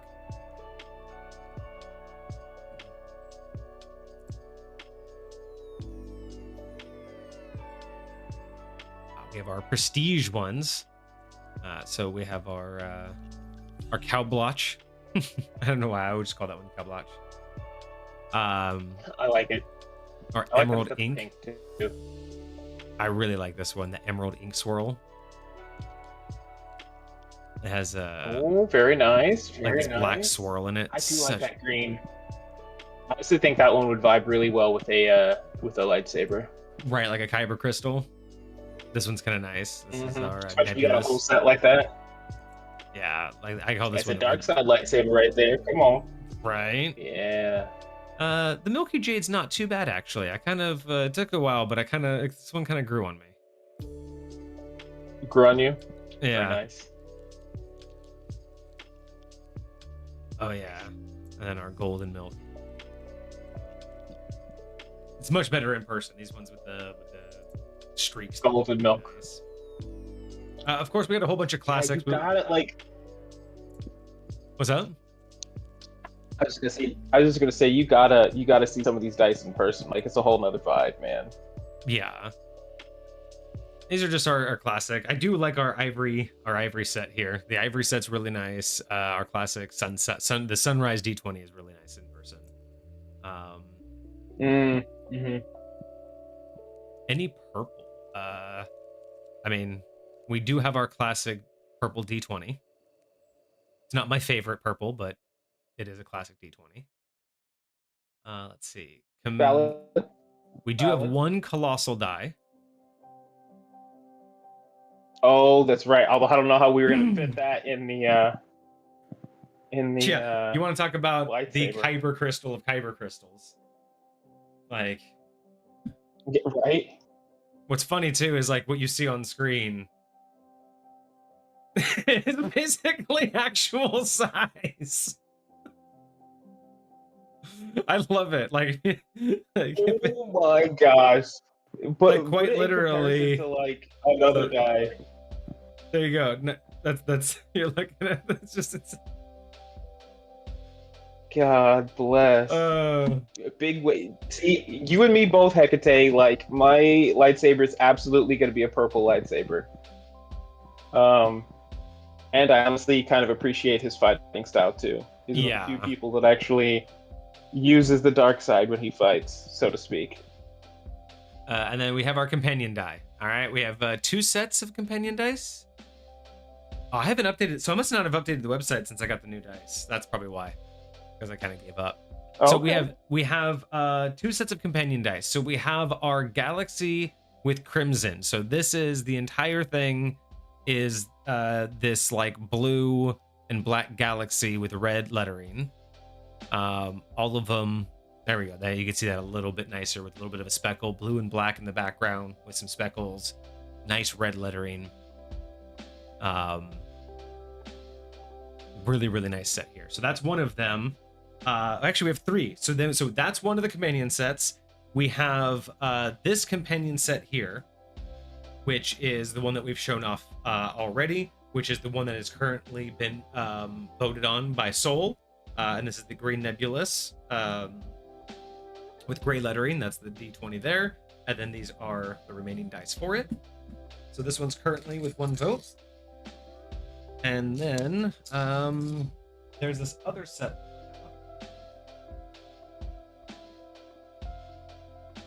And this one is the ruby red with forest green. So this companion set, this is the D20. So we have that nice ruby red with a forest green lettering. And then here are its companions. You have your blue D6 with some gold, bronze lettering, I guess. We have a orange with black D10. We have another one of those more like pink quartz, pink diamond with some sparkle for a double lot. We have another one of those like cow blotch, but this one is black and gray with blue letters and blue letters. Our D10 here, or our D12, is this nice like teal aqua kind of color with some gray letters. And then our D4 is a very nice semi-translucent black and sparkly. Very D4. nice. So I really those like are the coloring on the letters for the D20. The contrast between that and the actual die color is actually really cool. yeah. So, fan of which set, Hecate? Got to call them out because I don't know where we are with the delay. So, No, he was talking about the set you just had up in your hand, the second companion set. I'm pretty sure the one I complimented the D20 on. oh, okay, the crimson red. Correct. Dezmar, I think That he's one. voting for the companion green. And then Hecate said he voted for literally anything that's purple. So Dez and Soul both want the green companion. Hecate wants the red. Okay, so I guess if there's anybody else, I will put those both up here real quick. So here are currently the two sets. Now, if you want to see any set on camera, let me know. Again, we went through them all. You can go to the website and look at them all. I can easily pull them up. I don't mind. But let me pull up currently. Okay, so 4 votes. We currently have this set with red and forest green. We have this set with the green nebulous and gray. And we have our, actually, I was just on the website. The one's on the screen. All right. Yeah, so we definitely know it's going to be a companion set. So I'm just going to actually, because we know that for sure, I'm just going to pack up everything else because... Oh, yeah, we didn't talk about these, though. We didn't talk about the 2 legendaries that aren't on the website right now, which are our liquid cores. Oh, I remember when you got those ones. Those ones are clean. So this one, they both have purple in them. So this one is a completely clear with silver numbers, but inside is a purple fluid or a purple Kind of like what you see in those the squishy toys that people are Yeah. always messing with nowadays. I'm trying to think. I don't know why I can't think of the name, but glitter. Yeah, purple glitter inside, and it actually moves Yeah, when you roll and shake it. like a snow globe. Yeah. Yeah. Or there's this one, which has purple lettering, fully clear, but it has a blue teal. Are those D20s bigger than standard D20s? No, maybe just a hair. Really? But yeah, They so look this like one. twice the size. Oh, I guess they are relatively the same size. Yeah. Huh. So yeah. Okay. So those are also available as options, but I think we want companion dice because I think we want them in the saber. So I'm kind of locked in on that idea. I am totally fine with putting the dice inside the saber compartment. I'm sold on that idea.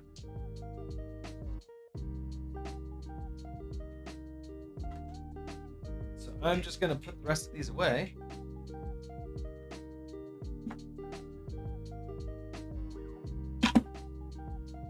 Okay.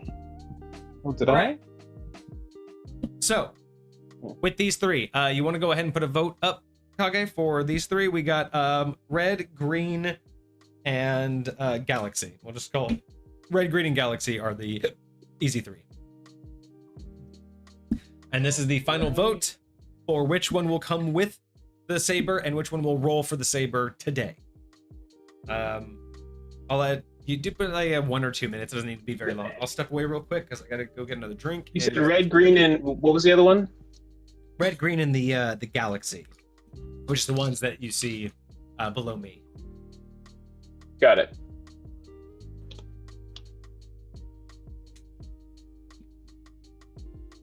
Alrighty, I'm ready.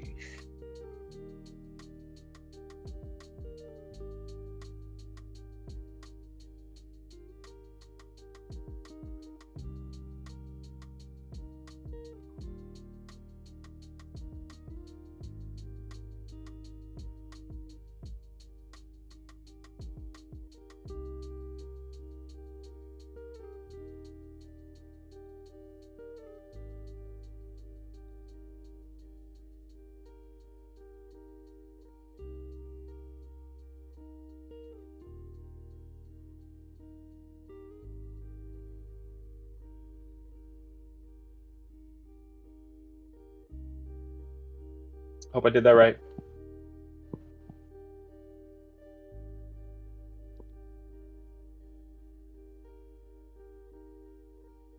All right, let us know what you think, friends.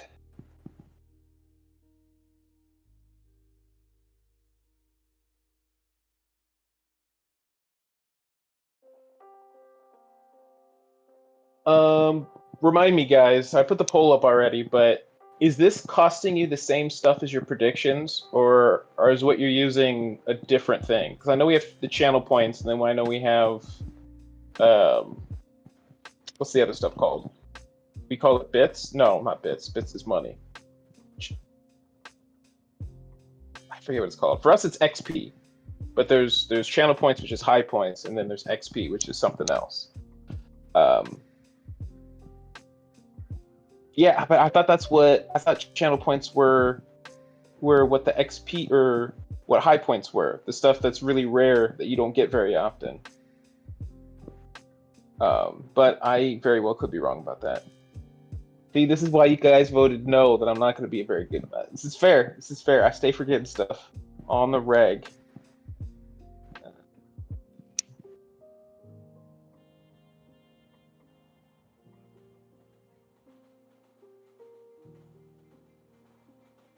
All right, is the vote happening? The vote is happening. Can I tell how much time is left on it? Oh, there's a countdown, like a little thing. So I'm gonna say this. Though I am not surprised that these two are getting attention, because again, I put these together, so of course I like them. I'm really surprised that Galaxy isn't weeding out simply because it's the only full complete set of companion dice. Sure. And oh wow, red by a long shot. Did someone buy that, or oh yeah? Oh, you allowed multiple votes. Ah, that's why. I've not done that. Because I increased the price to like 200 instead of like 10, so you can't like spam it. But I don't know. Maybe I should have done more.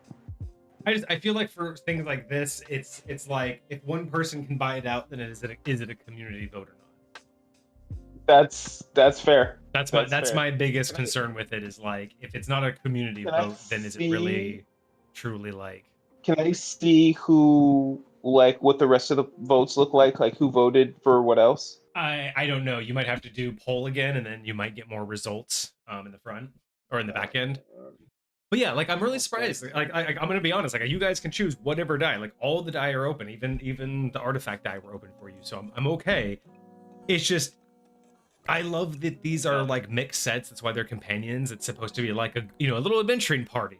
But the simple fact that this is a single complete set of all the same looking die to come out of a lightsaber, like a custom, like basically dice holder, you would expect that you'd want all of them to pop out the same, almost like like a depleted like kyber crystal, like all like shattered.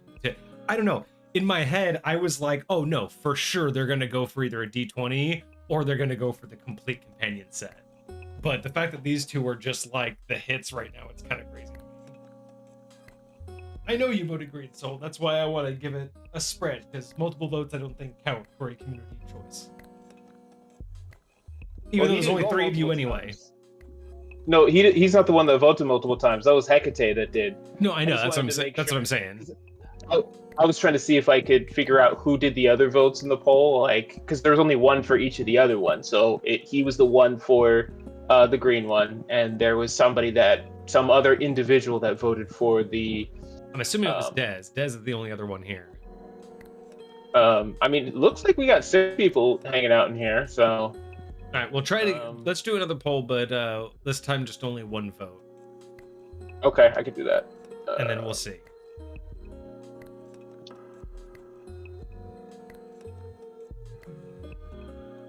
Is Dragon still here? I know they popped in and said hi. I don't know if they stuck around. I don't get to see who's. There was somebody that wasn't. There was somebody that wasn't Dragon that I saw hanging out in our lobby. Here, I'll even pop the Dragon ones out so I can stop being lazy.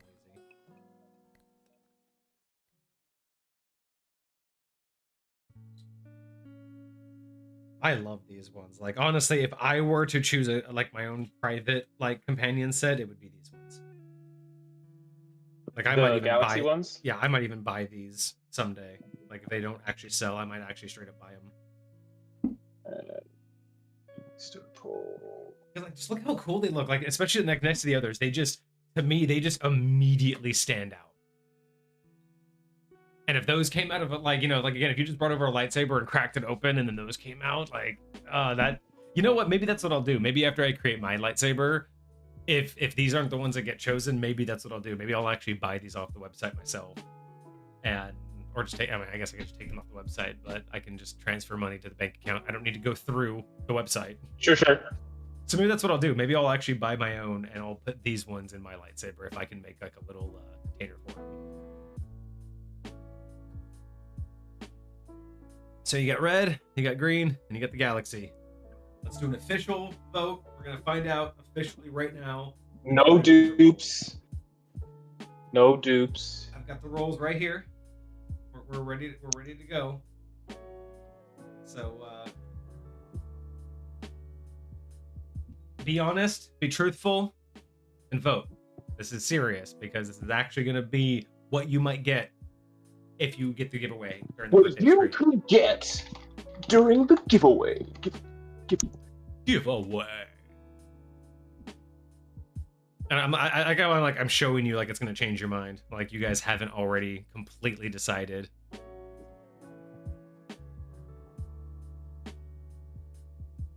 Well, Hart, I feel like you have a chance to make the deciding factor if you want to choose something other than Galaxy. Or you can choose Galaxy again, because your vote we is have your even. vote. I mean, come on, 50-50, red green. I don't know what we're gonna do for a tiebreaker. I don't know how we're gonna decide which one goes in. But again, if it's not Galaxy, I'm taking them. Like I'm just gonna buy them myself. So They're mine. someone isn't voting, and it's not, and they might not. I don't think they're either gonna wait till the very last second or. Again, at the last fucking second. Jeez. Wild. GG's. Marbles for a tiebreaker? Well, that's up to you, Vortex. It's not a bad idea. Okay, so, we can either do marbles or I can roll all 3 dice and we can just see, like, which, do you want, like, the highest rolling die? Or do you want it based on, like, okay, I mean, like, we can go off based off the profiles. We can do some marbles for it. Or are you guys just trolling? Like, do you guys have any reasons specifically for any particular die set? Highest roll wins the saber. Oh, okay, so that's a vote. Yeah, roll each d20, whichever is the highest. 1 roll. I do agree, marbles is funnier, but that's 2 votes. If there's only 3 of you, that's 2 votes for rolling. Okay, so are we doing best 2 out of 3, or are we doing just the highest roll out of 1? I think it should be the highest roll out of 1, and if those 2 tie, then those 2 face off. Okay. I highly doubt all 3 are going to tie. Okay. I might lose my crystals here. Who knows?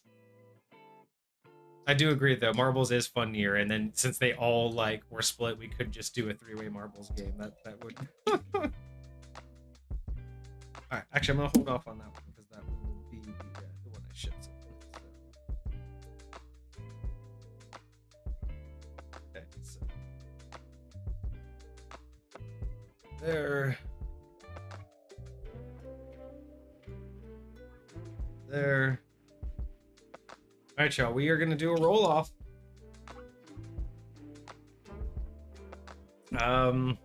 All three of these will be rolled, and we will find out exactly who wins the saber. Who is the winner?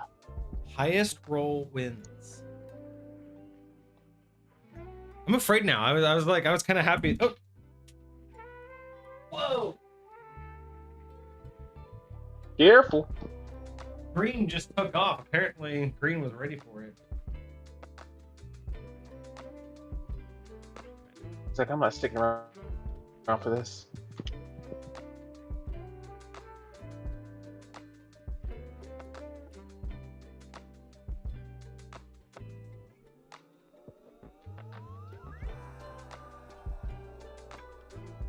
There you go. That looks good. Ah, okay. Okay. Makes sense. All right, here we are, everybody. So, one roll to rule them all, which will come with the giveaway. I love how it just everything's come down to a roll. The saber parts come down to a roll. What dice would they go with it come down to a roll. We are just shiny math rock people. All right, here we go, everybody. Oh, you know what? TTRPG podcast. Actually, you know what? Have some fun. Put a prediction up.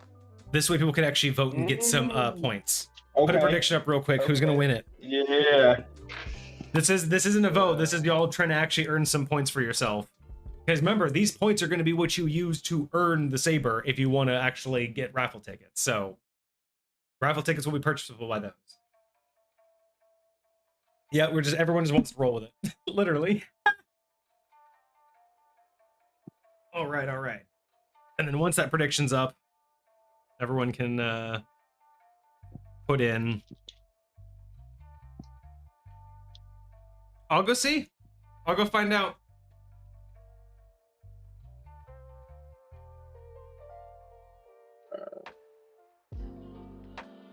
Then I'll give it a 5-minute poll. Or you want just 1 minute? Oh, he left. We'll do 2 minutes. You guys got 2 minutes to give me your predictions. Ready, go.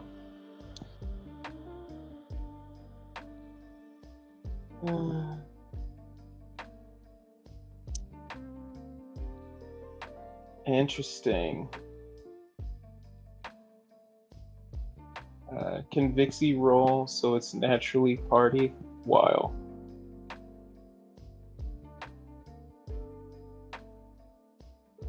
Dang, that's a lot of points for green there, Soul. 1,000 points to red? Dang. Okay, tell me how you really feel. All right, props to y'all. We'll see what happens. We'll see if Vixie can give good energy to these rolls.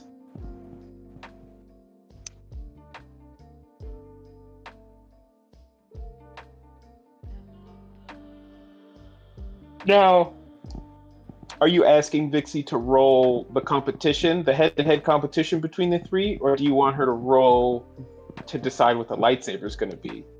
I'm thinking you want the head-to-head competition. Are you feeling the dark side? Are you now, Hecate? You're so wild.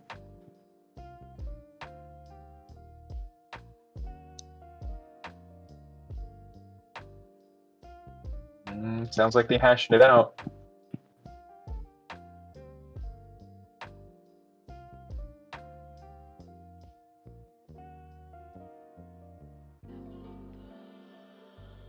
Head to head. Yeah, that's what I thought. Both. Okay, fair enough, Hecate.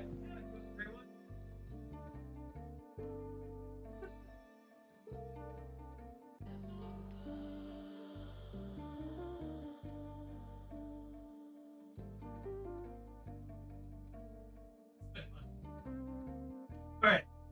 Yes.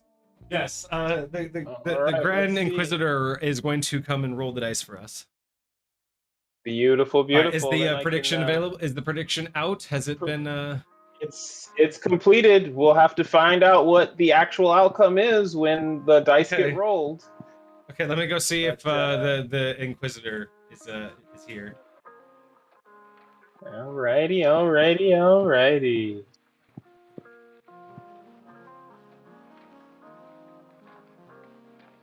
The Grand Inquisitor comes to judge all.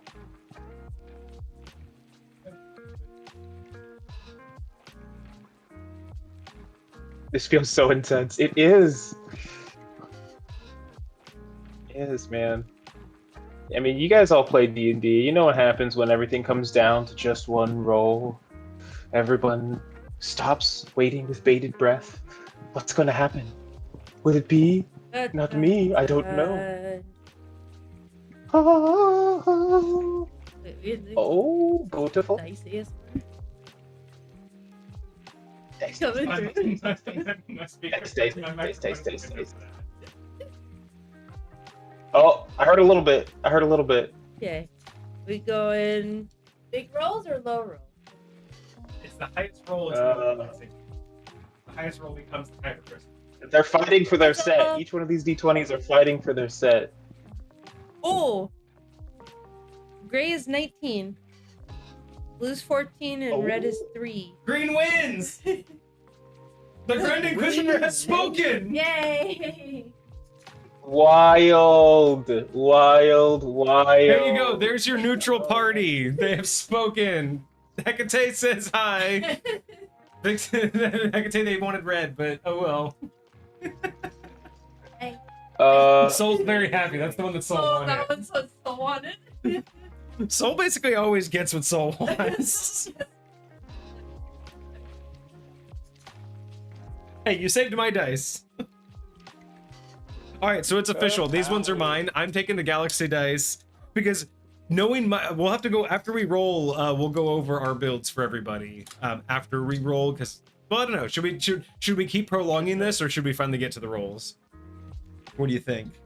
I think let's do the rolls, and like I don't know how down you are, but like as we do a roll for each one, we can reveal what we chose for ours. You know, like kind of like do the whole thing. Like it'll do both. It'll prolong, but we'll feel like we're getting through it. You know what I mean? Wait, so say that one more time. So like you roll for the first table. After we decide what that roll is, then you reveal what you chose for that first table, and then I can do the same. Gotcha. You know what I mean? Yeah. A little bit of both worlds. I like that. Okay, so I'm taking these galaxies. These are now mine, which will actually go perfect with mine. All right. So let me get. Oh, you're gonna have to talk about yours because again, I can't pull up yours because yours is in Discord, and I can't do that. Oh, that's true. I got you. Use the Force to manipulate it. All right. So let me get rid of that. These are not the dice you're looking for. All right. So how am I gonna do this with the dice roller?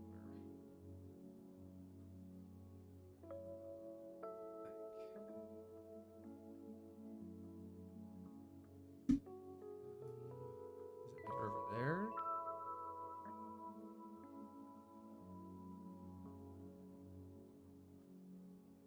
Yeah, you guys don't really need to see the number of the roll. You guys get what roll it is. You guys, all we're really doing is you guys see that, and you guys see this. Yeah, that's all the information.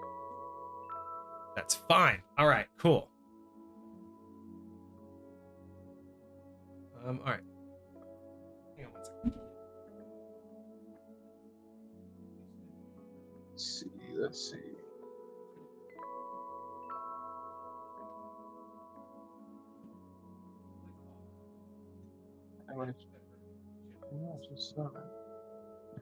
Okay. Annoying, but we're getting it. Should I? Can you all see this? Like, is this enough, or should I get the tablet, which has a better camera and can actually probably zoom in better? I mean, I won't think I'll be able to read the numbers super well, but I don't mind that. Like, we're gonna see the roll. You're gonna tell us what it is. I don't think it's gonna be that big of a deal. I think being able to see the roll is awesome. I don't think being able to read the roll is super important. Okay, that's fair. Okay. We're gonna call this one the. What are we gonna? We'll have to figure out a title for it too, but maybe we'll figure that out when it's all put together or something. Or, I guess no, because it's always about the wielder, so it's gonna be whoever wins it is. That's their blade. It's not anybody's blade. It's the blade of the winner. Yeah. We can just call it Patron's Blade for now. Yeah, I don't want to call it the Misfit Blade because that's obviously that would be something that I own. I don't want to give away something that's labeled Misfit. It's true. That would be a little bit. Mine actually might be called the Misfit. I might actually like name my blade. Let's call it MGS Saber for now. Okay, cool. So I just need a notepad so I can keep track of what we're doing. All right, so here is the roll table, everybody. We're finally gonna get to it. Don't worry, we're here. We're here. There. I got the die. There's your die. There's a tiny little die. Look at that. If you want to know what, I don't have another die, so I can't play it. Later, Des. Thanks for showing up for the review. We'll see you next month. Well, you'll see the details next month if you don't do the VOD. I'm sure you'll see the details when we put this thing together, but have a good one. All right, so let's do these rolls and knock them out. I will go over what I chose. Kage will go over what they chose. Because we didn't roll, we chose. All right, so lightsaber hilt design roll tables, the companion to the Home Depot lightsaber build guide. Basically, these are a variety of D20 tables depending on the choice. We are going to roll 17 tables in total, 1 through 16, and table 21 that's within this guide. There are more than we needed that got produced in this, mainly because there's just stuff that we can't account for. Most of it's just lore and fiction and stuff like that, but everything that we chose in terms of the tables that we're going to use are specific for what we can actually affect based on aesthetics and build quality.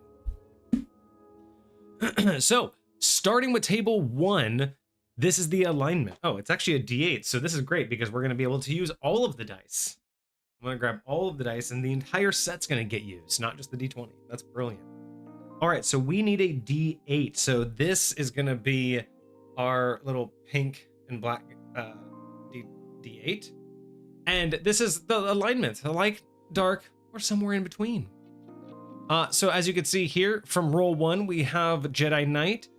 Going down to roll 8, so in order we have Jedi Knight, Jedi Master, Jedi Padawan, Sith Lord, Sith Apprentice, Gray or Unaligned, Dark Side Acolyte, Rogue, or Independent. Now in this particular one, I'll also show you a little bit of the examples, but we're not going to read absolutely every single thing. I just don't think it would be valuable. I don't want to be here for 4 hours, but we'll definitely read what we see. I don't hear you if you're talking. I like the idea if you're down to, instead of rolling first, we could just use our choices as the examples. And you'd be like, hey, I chose this, and the description was this, and the examples are this. Okay, you know? So yeah, you want to go with yours first? So what did you choose for alignment? Yes, where's my PD? Oh, did I That not actually gives open me a it? I chance swear. to grab this. Alrighty, so the first one that I chose was the Gray Jedi, or the Unaligned Jedi. This one's description is Ben's light and dark aesthetics, kind of unconventional. Wielders of this, or in-canon examples of this, is people like Ahsoka Tano, post Order 66, and then Bendu inspired? Bendu, do I remember Bendu? I don't know if I remember Bendu, but fair enough. Yeah, that was my choice for this very first one, was the Unaligned. Or the Gray. Soul says Gray is their favorite, and hey, Gray is a excellent choice because Gray is the color on the D20 at least. But white is on the D8. Exactly. So for mine, I of course chose Rogue Independent, specifically because the scrappy, improvised, or culturally unique design. So I wanted to go something that was very me, very Misfit-like, but also I like the scrappy, kind of improvised, like, this isn't a factory-built one. This isn't one that was handed down through generations of proper training. This is something that had to be earned. You know what I mean? Kind of like, built, not bought. Yeah. Absolutely. So let's find out what y'all can win. And the first roll of the night for the D8 is a 4, which means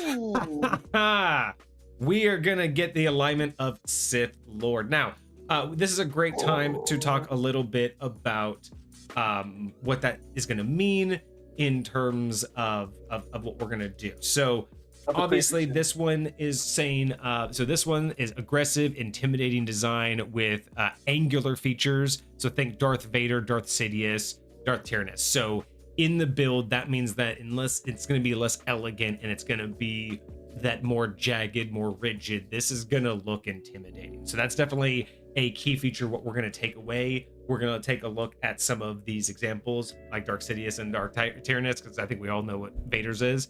But we're, that means it's probably going to be black silver is probably going to be a really like common theme. It's probably going to go very well with like a military outfit. Sure, absolutely. So yeah, I am totally down for the fact that this is it's unfortunate though, because again, well, unfortunate for you guys that you guys didn't choose the galaxy, because again, that would have been perfect. But again, that's just the alignment. There's plenty of other things that will choose the aesthetic, so that doesn't mean that we're stuck. This is just absolutely one particular facet where, again, intimidating design. Sith yeah, out there. Well, and again, all it is just it's aggressive, it's intimidating. That's all that we're going off of, is aggressive, and that doesn't tell me anything about what it's built out of. Just it needs, when you look, it's like, to me, the difference between looking at like a sleek 9mm and then you look at like a Glock 45, and it's like one just immediately is like, oh, that's gonna just damage me, right? Like a gun's a gun, but one just has a little bit more of a, oh, okay. And that's where I feel like this is what's gonna happen, right? This thing gets pulled and immediately you know what's gonna happen. You're like, all right, we didn't need to go there, buddy. Like, let's calm it down just a skosh. All right, table 2, era. What did you choose? For era, let's take a gander. I chose the Old Republic. This is between 5,000 to 1,000 BBY. Kind of an ornate, heavy brass leather aesthetic. Naga shadow. And the Ezra Kun era? Huh? Yeah, I don't know a lot of these specifics. I mainly am going for look. That's where I chose. So for mine, on 2, I did the Imperial Dark Times, which was 19 to 0 BBY. And this is because of the aspect for the hidden, disguised, or salvaged. It's survival oriented, which again is what I want it to look like. I want this thing to be unassuming. I want this to just be kind of like, looks like a piece of junk. I kind of want it to look like it's something that again, it's a survival aspect, right? Like, that this is not something that was part of an order. This is something that was just something that I had to make to survive. So this is a D10. All right. So our first D10 roll, we'll flip flop. We'll do a regular D10, and then if there's another D10 roll, we'll do the double lot on that one. So we'll kind of flip flop between D10s to give them both a try. But let's find out that way they will get a little bit of love. What era will be the giveaway. The MGS Saber has an era of 7, which is Galactic Civil War 0 to 5 ABY. Rebel resourcefulness cobbled together from what's available. So this one's gonna look maybe a little haberdashed, maybe a little bit of column A, little column B. So maybe it'll almost look like 2 different sabers put together. I don't know. But definitely, I think we can come up with some unique ideas for that. And Luke on Endor is gonna have a good one, right? When I think that's when he's like fucking with it and making like little adjustments and fixing his. I think that's kind of what it is, right? So we can kind of look to, this would be like looking towards Darth Vader's as an example, and then modifying it as if we had to hobble it together. So I'm liking it so far. This is looking good. So far, it doesn't say, like, again, we have a lot more tables, but so far it's not sounding terrible. But table 3 was use or role in combat. What did you choose? All right, for use or role in combat, I chose Weapons Master. This one's described as trains other people, adaptable to any form, adjustable blade length, swappable components. It's one of those things that gives you kind of versatility. Like the idea for me is like, I've seen a lot, I've been around a lot. My character used to do different things in different eras. It's been passed down from different masters over the years, and it's one of those scenarios where I can use it for what I need to use it for. But that heart in which I have for it right now is to train other people what they can do with their weapon and how to use it most effectively for them. Nice. Let's see. I chose. Double check my notes here. Yeah, of course. I of course chose Spy or Shadow. This is going to be the covert operative. Mainly for compact, concealable, disguise as a mundane object. I'm not really going to go with the disguise as a mundane object part, but definitely the compact, concealable aspect is what I'm going with. Sure, absolutely. All right. Oh, you're the dual wielder? Yeah, that sounds like that. But let's find out what y'all are with the beautiful, shiny D12. 4. Shiny. Temple Guardian, ceremonial protector of Jedi sites. Pike. Fuck me. Fuck me. Big length. God damn it. You put it on there, man. I know. I was so curious what was gonna happen if somebody went down that road. Oh, that's wild. But it is a standardized design, so it is going to be very traditional. It's going to be pike length. Yep. It's going to look very nice, though. It's going to be, but see, so it's almost going to be like we have to design one that's ceremonial and then mess around with it because it's also been put together after a while, and it's probably ceremonial from the dark side or from the Sith side. So it's a Sith ceremonial pike that's been modified. Is so far what I'm getting at. You're gonna have to make this thing detachable, so for when we send it, because sending like a big old staff in the mail is gonna be wild, man. Oh no, we'll be able to break. We should be able to at least break it in half. But again, the pikes are only basically 2 feet long, because it's basically. But yeah, well, I guess we'll find out. Let's keep going. Fair enough. Of course, they're gonna get the biggest one. That's insane. The sacrificial saber. I like that. Now, oh my god, make like the Sephiroth version of a lightsaber. It's like this big of a handle, and it's just like a 10-foot long blade. Wild, absolutely wild. I'm actually gonna write that note down, the sacrificial saber, as a note. Chat it like that. All right, so table 4, hands. You got them? You want some? What'd you do for hands? Hands. You want these hands? I chose two-handed, versatile.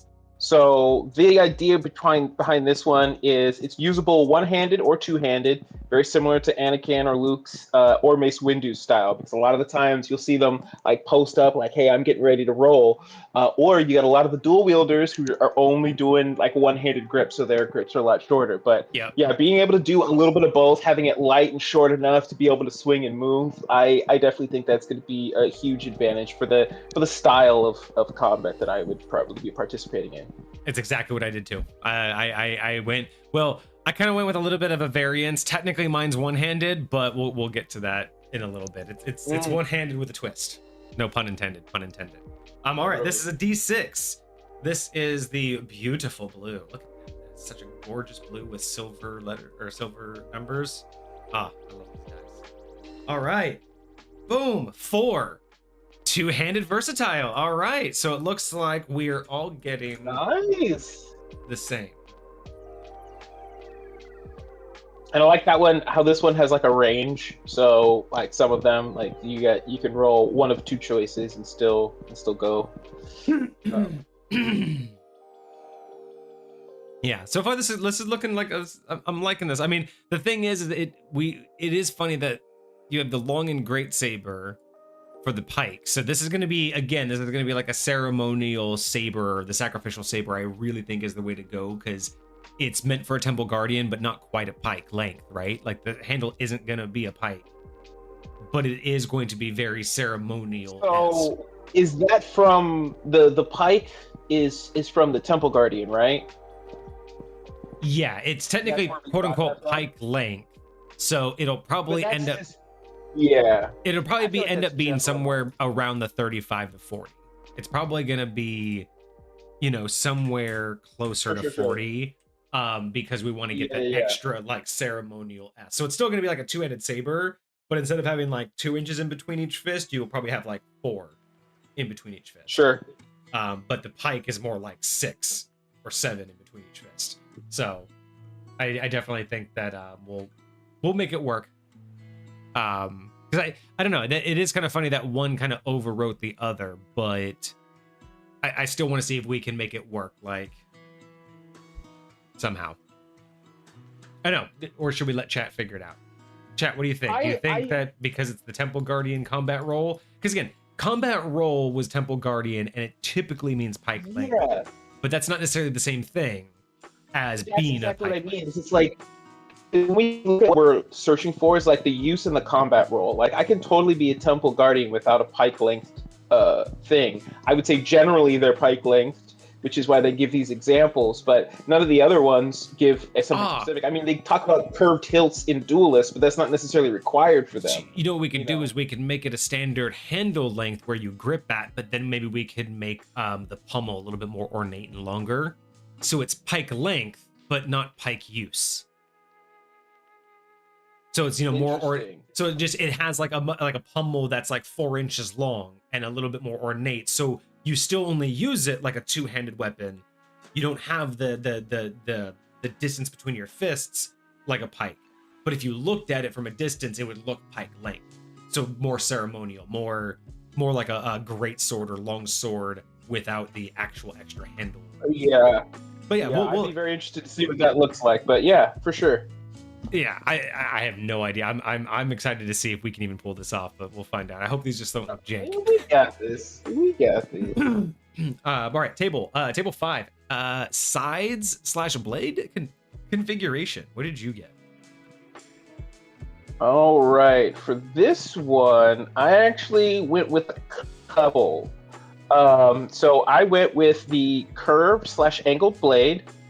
This blade exists at an angle from all the hilts. Count Dooku's like this, and the vibe that I'm honestly going for, which I know is going to be very challenging for me to find, but it's very much like the katana style hilts, right? They're slightly curved, they're just gently curved, but the blade also follows that same curve. Yeah. So if I can find something that like follows along those lines, I think that will be ideal for what I'm trying to do. Which is more like your exotic dark saber, which is more flat.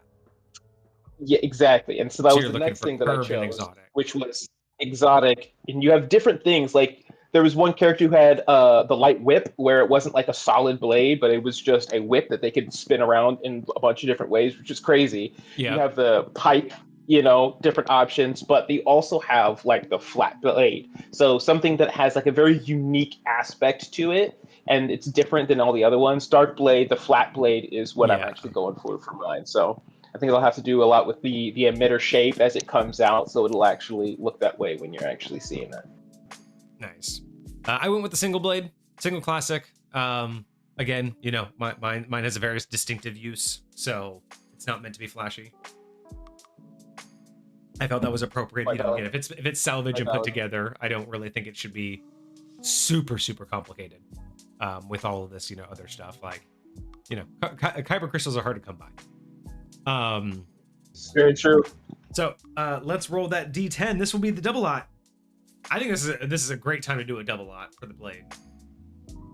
Yup. All right, and y'all are getting a split detachable blade, double blade that separates into 2 singles. God damn it! I mean, he was talking about being a dual wielder. Literally, Soul just mentioned this specific blade in chat too. Literally, that's just so wild.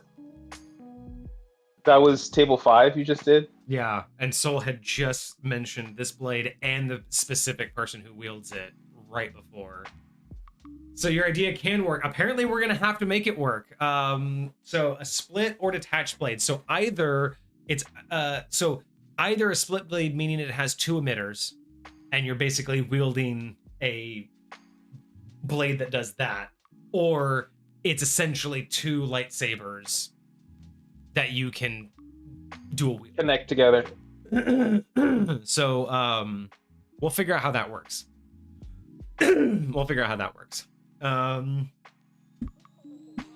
Fuck, y'all are getting like the most complicated fucking run too. Ours are so much simpler compared to this thing. But that was the whole point. That's what happens. That's gonna be that's really gonna be like my next 2 weeks. Yeah, my like this entire week and next weekend are gonna be all about this before I don't even know when we're gonna be able to stream it. I still haven't gotten a stream date yet for this, so. Oh yeah, fair enough. I need to talk to you about when you're free. Yeah. It might have to be the 12th or the 19th are the best days for me. The next best days for me that are the closest. Oh, I think I forgot to tell you, I got camp next week. Okay. Yeah. Well, yeah, we'll chat. We'll figure that out. All right. So 6, the pummel or end cap. What did you get? The D20. For me, this is something I was less committed to, but something that I felt would be useful at the time. It might be something I wanna when I end up going to actually create it, I turn it into something else. But it was the convertic wheel, the belt clip attachment, basically standard issue. It's just something that allows you to attach your blade to your robes, to your belt, to whatever, so that you can carry it around. Quick access, you always have it on you and with you. You know, I again, because I'm going the samurai vibe, there's this one, either it was in the animated series or it was in one of the live action shows, but there was a dude that actually carried around a katana lightsaber. It was a Sith character, but like I swear he actually pulled it out of a scabbard. And so I would love to have some sort of like scabbard that this like connects to, that like hangs out on my belt instead. So this would be like a very different like vibe that you go and you get, but like it would just like, hey, this clicks into my scabbard, but I can take it off and then turn it on and we can go ham. But yeah, so basically how plausible or possible that is. This is what basically what that is. So the wheel clip, so you see that little nub at the bottom? Yeah. That little classic nub on like the classic Luke Skywalker. Yeah. This is what it's for. That's exactly what you're talking about. Okay. It's actually for where is it? It's this. So you see the belt has like a little that right there indent, and that's what goes on the lightsaber. So this ring right here is actually what holds that nub, and you slide that into your pocket or your That's actually kind of clean. It's basically a holster, clean, especially because you can just get that. So yeah, so that's basically what the idea of what you had chosen. I chose. I don't like that it would mess with the symmetry of my blade, but I do love what it would be able to do. Yeah, I mean, you could even just put a magnet on yours, and just have it magnetized to your belt. Valid. I did the. Where's mine at?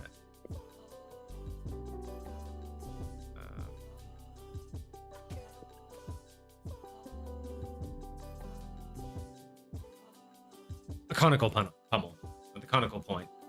I wanted to be able to like just smack people in the face with it if I needed to. Actually, I technically did 2 here. I actually gave myself 2. So I have the conical point, which it comes out to like a bit of a point, so I could smack people in the face. But I also chose number 20, which is a second emitter. So from the bottom of it, it shoots out a much smaller like light knife that I can use for much more practical purposes. Will the pummel work with the split connecting? We're going to find out.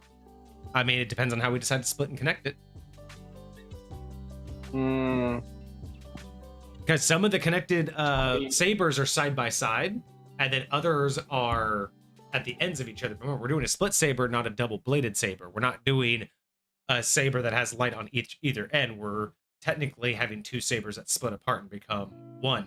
So technically, what we could do is do two single-handed sabers that are basically one, and then the bottom piece comes off and becomes a second single-handed saber. But then connected, they're,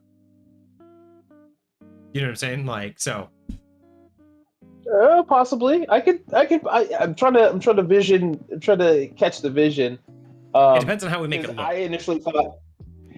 My initial thought was like you could almost like what you just showed me on the screen, how it like slides into the belt. Imagine if you had a receiver up high on one and a receiver down low on the other, and they just like slid into each other, right? Like they would both still be able to have pommels, and they'd both be able to connect. It might be an interesting way to wield them both at the same time, like if you wanted to, do some like Darth Maul type shit. But like, at the very least, they would, conjoin, connect to each other. Again, it all depends on the parts. What it really comes down to is the parts. So yeah, the answer is Soul. We'll let you know once we figure it out. Exactly. All right, 19. A D-ring or a clip. Okay. That should be pretty easy to put on there. You know what's funny? That's what I thought I was choosing. Before you showed me that image, that's what I envisioned was like a carabiner type shit, just on the bottom of it. And I actually might change my answer to that, but instead of like a D-ring or a clip, there'll just be like a significantly sized like hole in the end of it that it clips onto something that I have on me. So I feel like that might be super doable. Okay. Yeah, I'm really curious what we'll come up with for how we're gonna make this look. This is gonna be a challenge for sure. Yup. Like making our own is gonna be a challenge enough. Making one from this is gonna be crazy. Another D20. Oh my god, handle and grip. All right, what'd you do for your handle and grip? Handle and grip. Let's see. That's table 7. I went with the leather wrap tight, a thin leather cord, lightly wound, classic Jedi style. For me, I'd be a little bit more specific. It'd be like flat leather, and it would be kind of like twisted. It wouldn't be like round cord, but it would be kind of like those triangle shapes that you'd see on either side of the katana handle. So something along those lines. Good luck doing that. That's where I went. That's gonna be a hell of a technique. I'm going simple. I'm going super simple. I'm doing a loose leather wrap, some thick leather just right around the handle. Something basic. Maybe some cloth underneath. I don't know. All right. Valid, very valid. Let's find out what the MGS Saber has in store. 4 leather wrap tight, thin leather cord, tightly wound. Okay. Same. All right. That should be easy to find. Yep.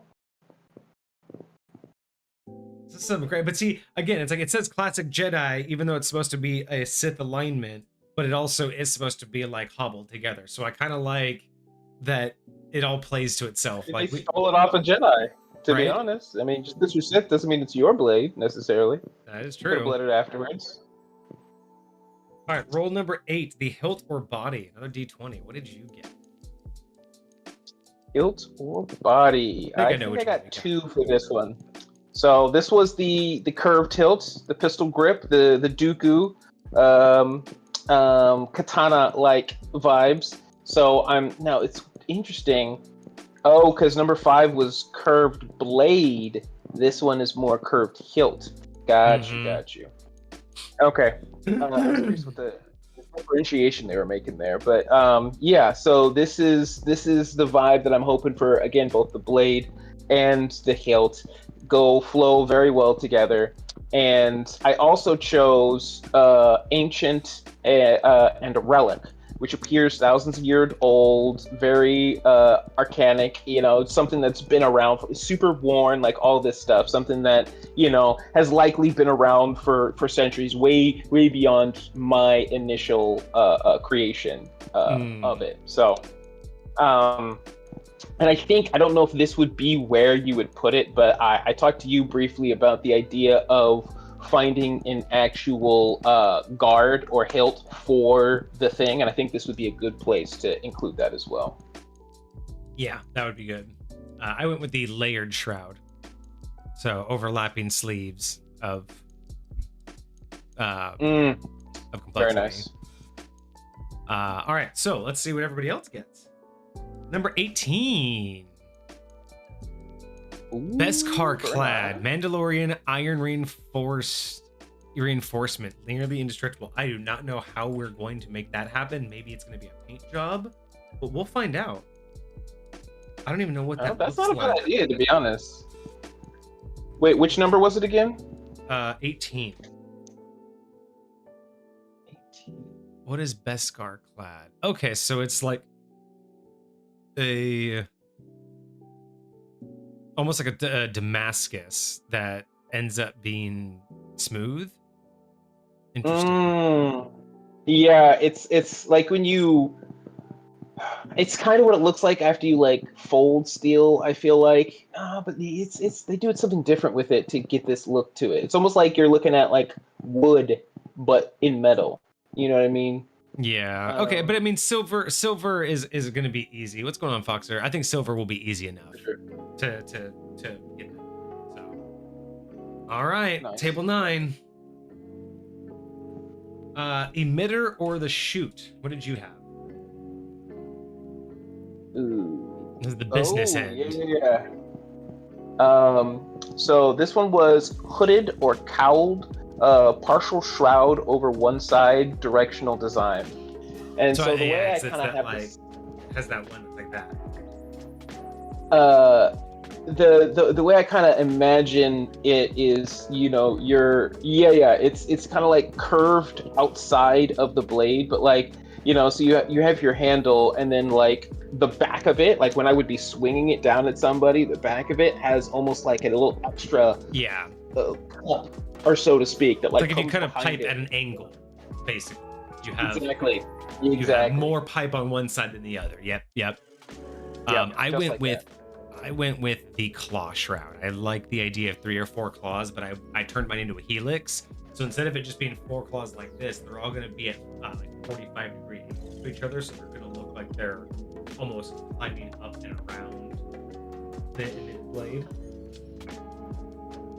So I'm gonna try. I have an idea of the flange that I can use for that. We'll find out. Very nice. Very nice. All right, and this is a D20. What are y'all gonna get on yours? You're gonna get a 6. You're gonna get slotted vents. Ooh, slotted vents. That could be cool. Interesting.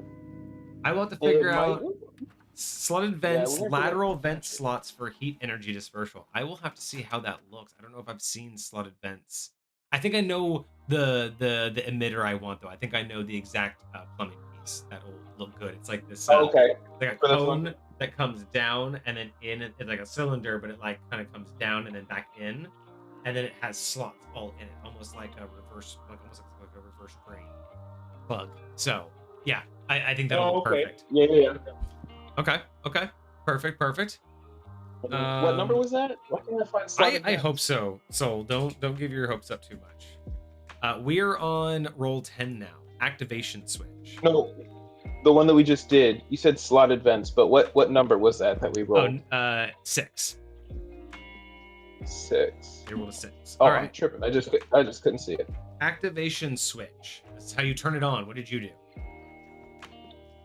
So what I did for this one is I actually set it up for a dual switch. I wanted to make sure that there was going to be 2 buttons for mine and I wanted to make sure that the way I end up placing them, that I can grab it with one hand and activate both of those buttons, but I can also grab it with 2 hands and activate both of those buttons. So, someone who knows how to hold my blade appropriately, or somebody who has like hands the size of mine, yes, you could use it and wield it effectively, but if you don't, then you most definitely can't. So, and I feel like mine's going to be a lot more technique oriented rather than just kind of like improvised, so to speak. Like I can definitely adapt to the fighting style that comes up against me, but at the same time, like what I do in response is very calculated is the wrong word, but specific. We'll call it that. Yeah. I had to go with 2. So, and one has kind of a modification. So I did a kind of a thumb button.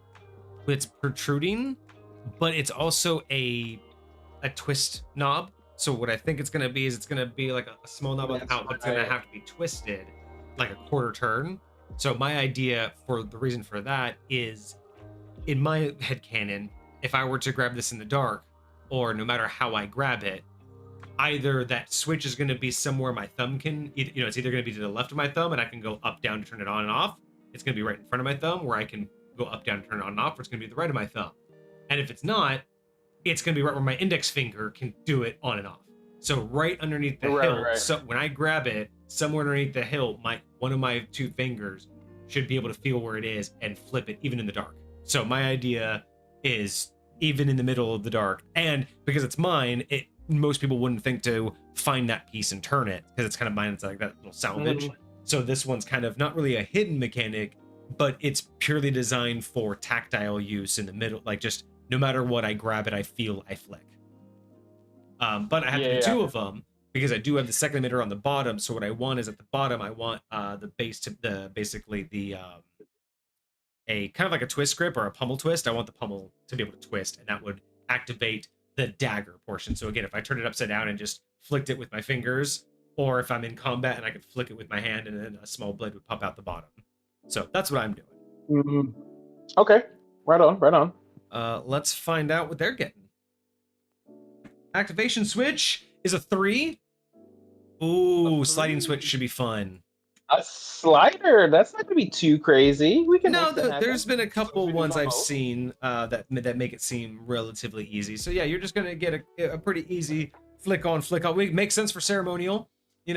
Makes perfect sense for what we're building. Oh, table 11. Switch placement. Where did you put your on-off switches? Okay, so this one is a little bit interesting for me. So for me, I set it up with multiple positions, right? Makes there's a sense, primary, there's exactly. And so I wanted to make sure that, no matter what I was doing, I could, again, I would know exactly where it's at, and other people might not. I also should have and wanted to put in there that they're kind of repressed in there. So like it's not going to bulge out so much so that you know that it's there. Yeah. But if you know what you're feeling for, you can be like, that's where it is. Maybe even have like a couple fake ones too, so it's not obvious. Yes. I went with obviously the upper third, like right near the hilt for the top one, and then obviously the pummel for the other one. So I'm just kind of forced. But what are you guys gonna get? Where's your sliding switch gonna be? 6. It is. Oh wow. So we have to put 2 sliding switches on theirs. But it is a ceremonial pike. It's gonna be a little bit bigger. So having one like main one, and then having like another button for like maybe a different color or yeah. Maybe. Yeah. Okay. So, you like the dual switch concept? Okay. But I don't know which one you're talking about. We all have dual switches. You guys are going to get 2 switches. Okay, technically gets 2 switches, and I have 2 switches, so I'm not really sure. But yeah, probably one upper, one lower. It's probably going to be like, a switch up here and a switch down here. I missed a lot of shit. Or we'll put 2 switches on either side of it. So it'll be like no matter how you're holding it, there'll be a switch on either side that you can activate. That's kind of legit. So I've been thinking about it, and I don't know how you feel about it, but because the ends of them are the carabiners, I was almost thinking, because they have a lot of like lightsabers that kind of resemble other weapons, what if these were lightsaber nunchucks? There was a different weapon for that. There is a different choice that you could have had that. Oh, was there really? Yeah. Because theoretically, you have the things on the end, and we need to connect them together anyway. So we're kind of just. I actually thought about a way that you could make a big enough one where it looks like you have like the Darth Maul saber with the 2 sabers on either end, but then have the spaces right in the middle hollow with a chain on the inside to where you could untwist, then pull them apart, but then they're still linked by chains. Yes. Then do that, and then you would just be able to like reconnect them. So you basically have a lightsaber, a saber pole, and saber chucks all in one. Yeah, it is doable. Yeah, you just have to have enough, creativity and enough determination. Imagination. All right, so this is one where this is the accessories table. They get to roll up to 3 times. So, chat, we're gonna roll you a d4 -1 to figure out how many accessories you get. So Kage, how many accessories did you choose? You know what? It's really funny. I didn't even see the part where it said you can get up to 3 of them, but I chose 3 of them. Nice. So I chose the blade length adjuster, the dial or a slider on the side to control the blade's length in a field.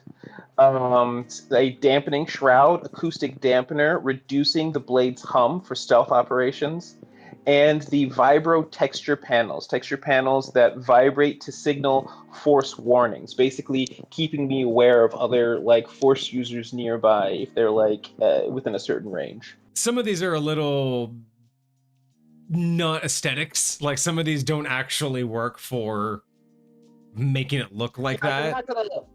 I'm not gonna probably put anything that's visible that you're gonna know that there's a dampening shroud on there. You know, same for texture panels. But you know, I might have some sort of like dial or thing. I mean, if anything, you could just put like an exposed circuit breaker. Like we could just find one of those tiny little like insignificant circuit breaker boards and just put that on the outside so it looks like, you know what I mean? Like there are things you can do to mimic it.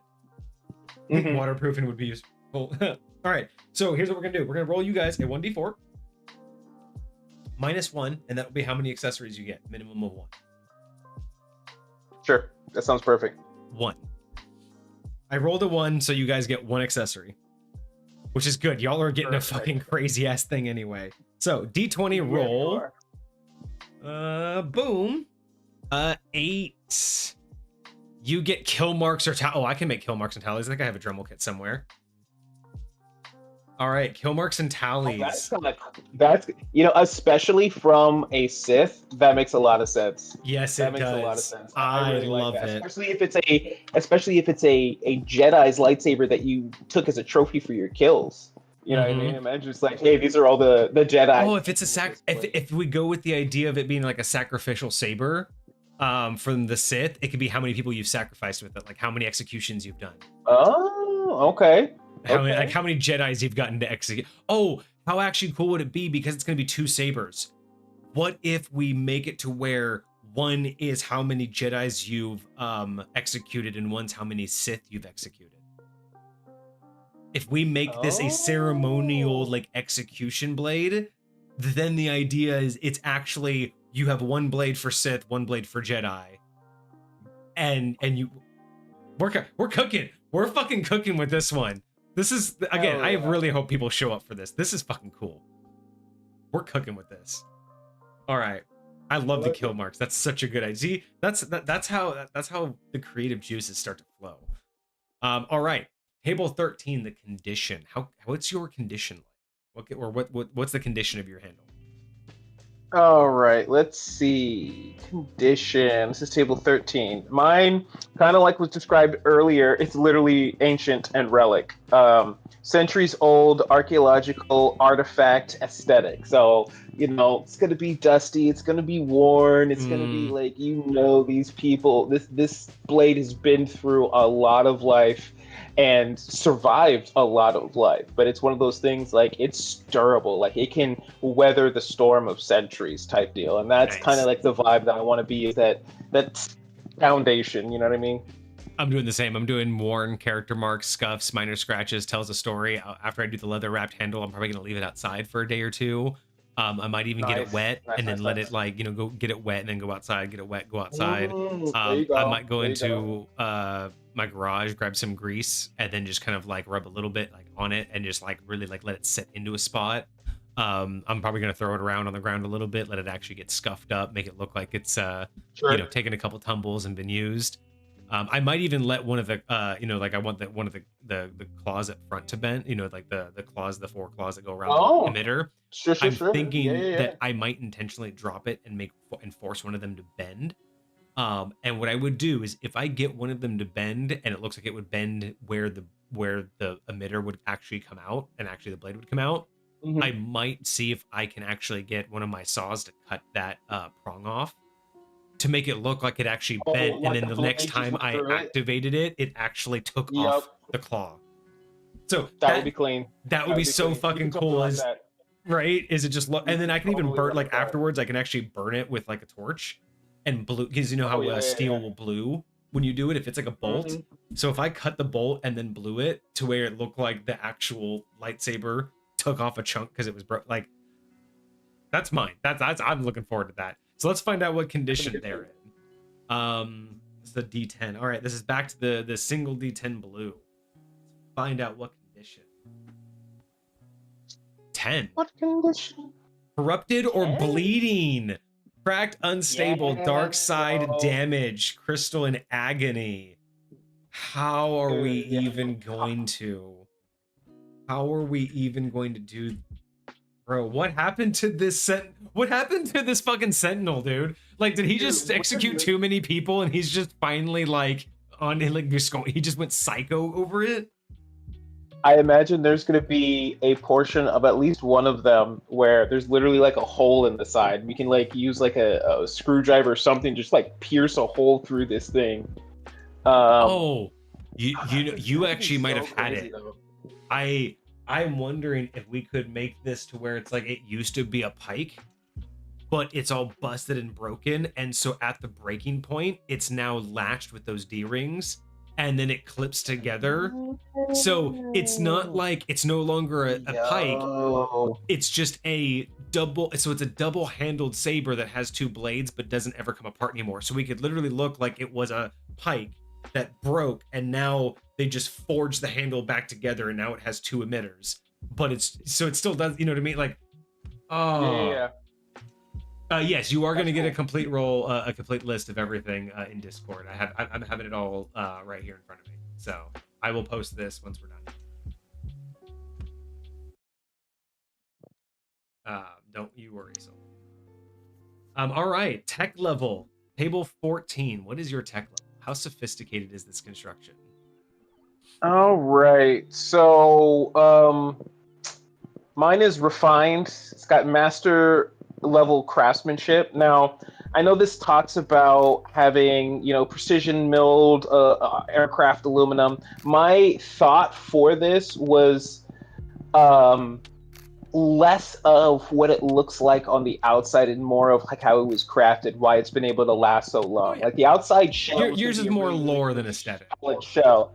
Yes, and so like I could totally understand when like people are talking about like there were some crispy saber hilts in Star Wars when it first came around, but I think that's kind of the vibe that I was thinking of when I'm talking about that kind of craftsmanship.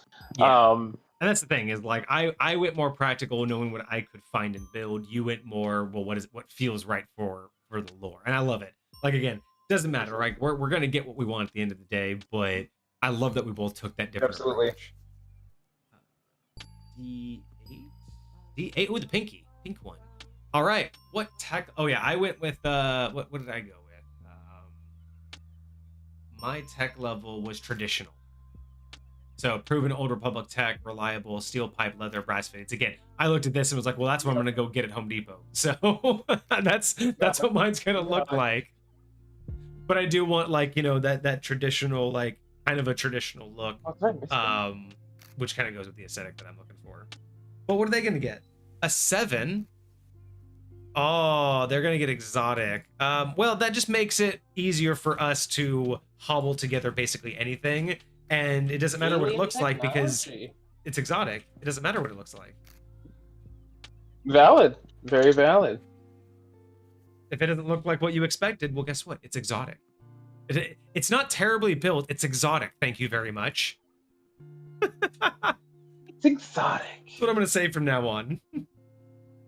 All right. Table 15. Color aesthetic. What did you choose? Color aesthetic. Table 15. I chose monochrome, dark, black, gunmetal. Very, very deep earthy type colors, bronze, nothing like bright and shiny, very much earth tones, let's put it that way.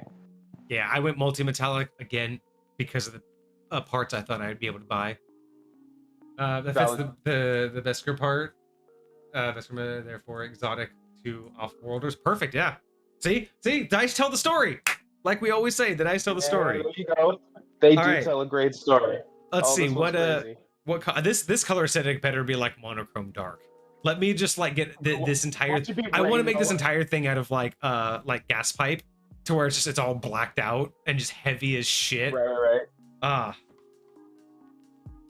6 colorful exotic. Well, when it's all said and done, I could probably get a very specific type of silver and paint it the same color as Mandalorian armor. Wait, am I looking at the wrong one? Which table is this? Table 15, color and aesthetic. 15. That's why. Yeah. See, it says colorful or exotic. So this is exotic, painted, anodized, or wrapped in colorful material. Basically, it stands out somehow. So we'll see. We'll see how I do that one. I don't think it really works, but fuck it, I'll find out. I mean, the only place I could see it coming into play is the ceremonialness. Like that would be an element where I could see there if were I get some brass and some gold. Sure. Oh. Interesting. Titanium exhaust pipes. Wild. All right. You're going crazy for that. Oh, we're so close. We're so close. Just 2 more. All right. Table 16. Primary hilt or metal finish. So, what was your finish? What was the final? All right, the final touches for mine was raw, unfinished, bare forged metal marks of the maker visible. This person did not care about, making it look pretty. They needed it to function. They needed it to work. Yes, I have some hand wraps for comfortability, but this is not for show. I don't need any fancy symbols. I just needed the leather that was put on it to function. So let's go. Let's make it happen. I did the black onyx and blued and a weathered bronze, because again, I assume that there's going to be some multicoloredness going on there. So it's going to be kind of a little bit of a mix. Valid. All right. And they get a 3.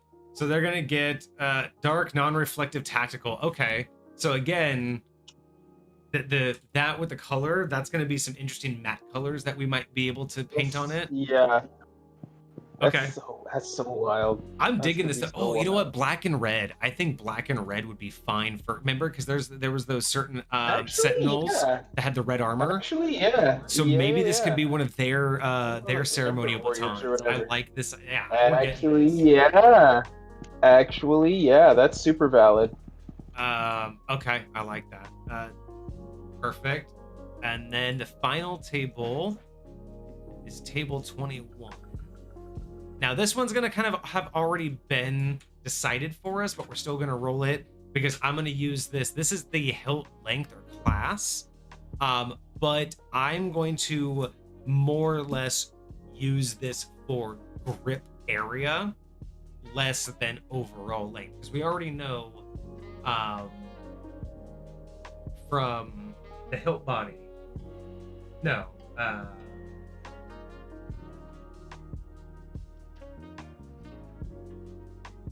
No, the 2 or one-handed, that's how much. Oh, yeah, no, so this is the overall. Yeah, so this will actually be like the overall length. We're probably going to say that it has to be at least extended or longer. So I'm going to say that 1 through 3 are rerolls. Sure. And then it has to be a 4, 5, or 6. But do you remember which one you chose? I chose... Oh, I accidentally rolled on table 17 as well. Oh, yeah, that's fine. This one is... The one I chose for 21 is extended, I think. Mace Windu, Count Dooku kind of vibes. 30 to 35 centimeters. Right, and that's going to be like, if you were to hold it, you're going to have like about 2 inches or so in between your fists if you're holding it properly. Whereas the standard fist would be touching, and with short, you can't have 2 fists. But Yeah. I did measure it all out on a tape measure, and that's basically it. It's short, standard, extended, about great staff, and then pike is about like the length of your torso. So that's just how much longer it gets. And then of course I did the standard so I could actually get 2 grips. All right, so I did short so I could have constantly the 1 grip. All right, so let's find out. We're gonna do a d6 and re-roll 3 or less. Oh, that was a 3. Oh, there you go. There was a 4. Okay, so we're just gonna have an extended sword. This thing isn't gonna be fucking absolutely monstrous and cost us $1 billion. So badly is. That's fine. And that was it. Okay, so those are all of the rolls. I will go ahead and post this as soon as we're out of stream because I can't access Discord, but I do have all of it documented. I will go ahead and put the dice away. The dice have chosen the saber, so these dice will be given away with the saber. Give it away now. That's very exciting. I'm excited to give this one. Awesome. Well, that's it. That was basically all we had for today. I can't wait to actually like sleep on this and visualize it because I already have some ideas on how I'm gonna make this look. I'll be going to Home Depot probably 2 or 3 times over the next week. Heck yes. But yeah, so yeah, we'll end here. I'll go ahead and get that posted, and then we'll be working on that soon. But otherwise, again, Dez, I know you're not here, but thanks for the review if you are here on the VOD channel. We'll be back on Friday. Hopefully, if I can get some more updates and OSR finalized, we'll do some OSR testing. If not, cool. I don't know. I don't know what we'll do. But OSR is the goal for Friday, so I'm going to keep plugging away on that. But more updates for lightsabers coming soon. And in the next 2 weeks, we'll do my birthday stream. And we'll figure that out. So, I hope you guys enjoyed the stream. I hope you guys enjoyed the review. I really do appreciate you showing up. I hope you guys had a fantastic weekend. I hope you guys have a great week ahead of you. We'll be back on Friday. Have a good rest of your night. Cheers. Deuces, my friends.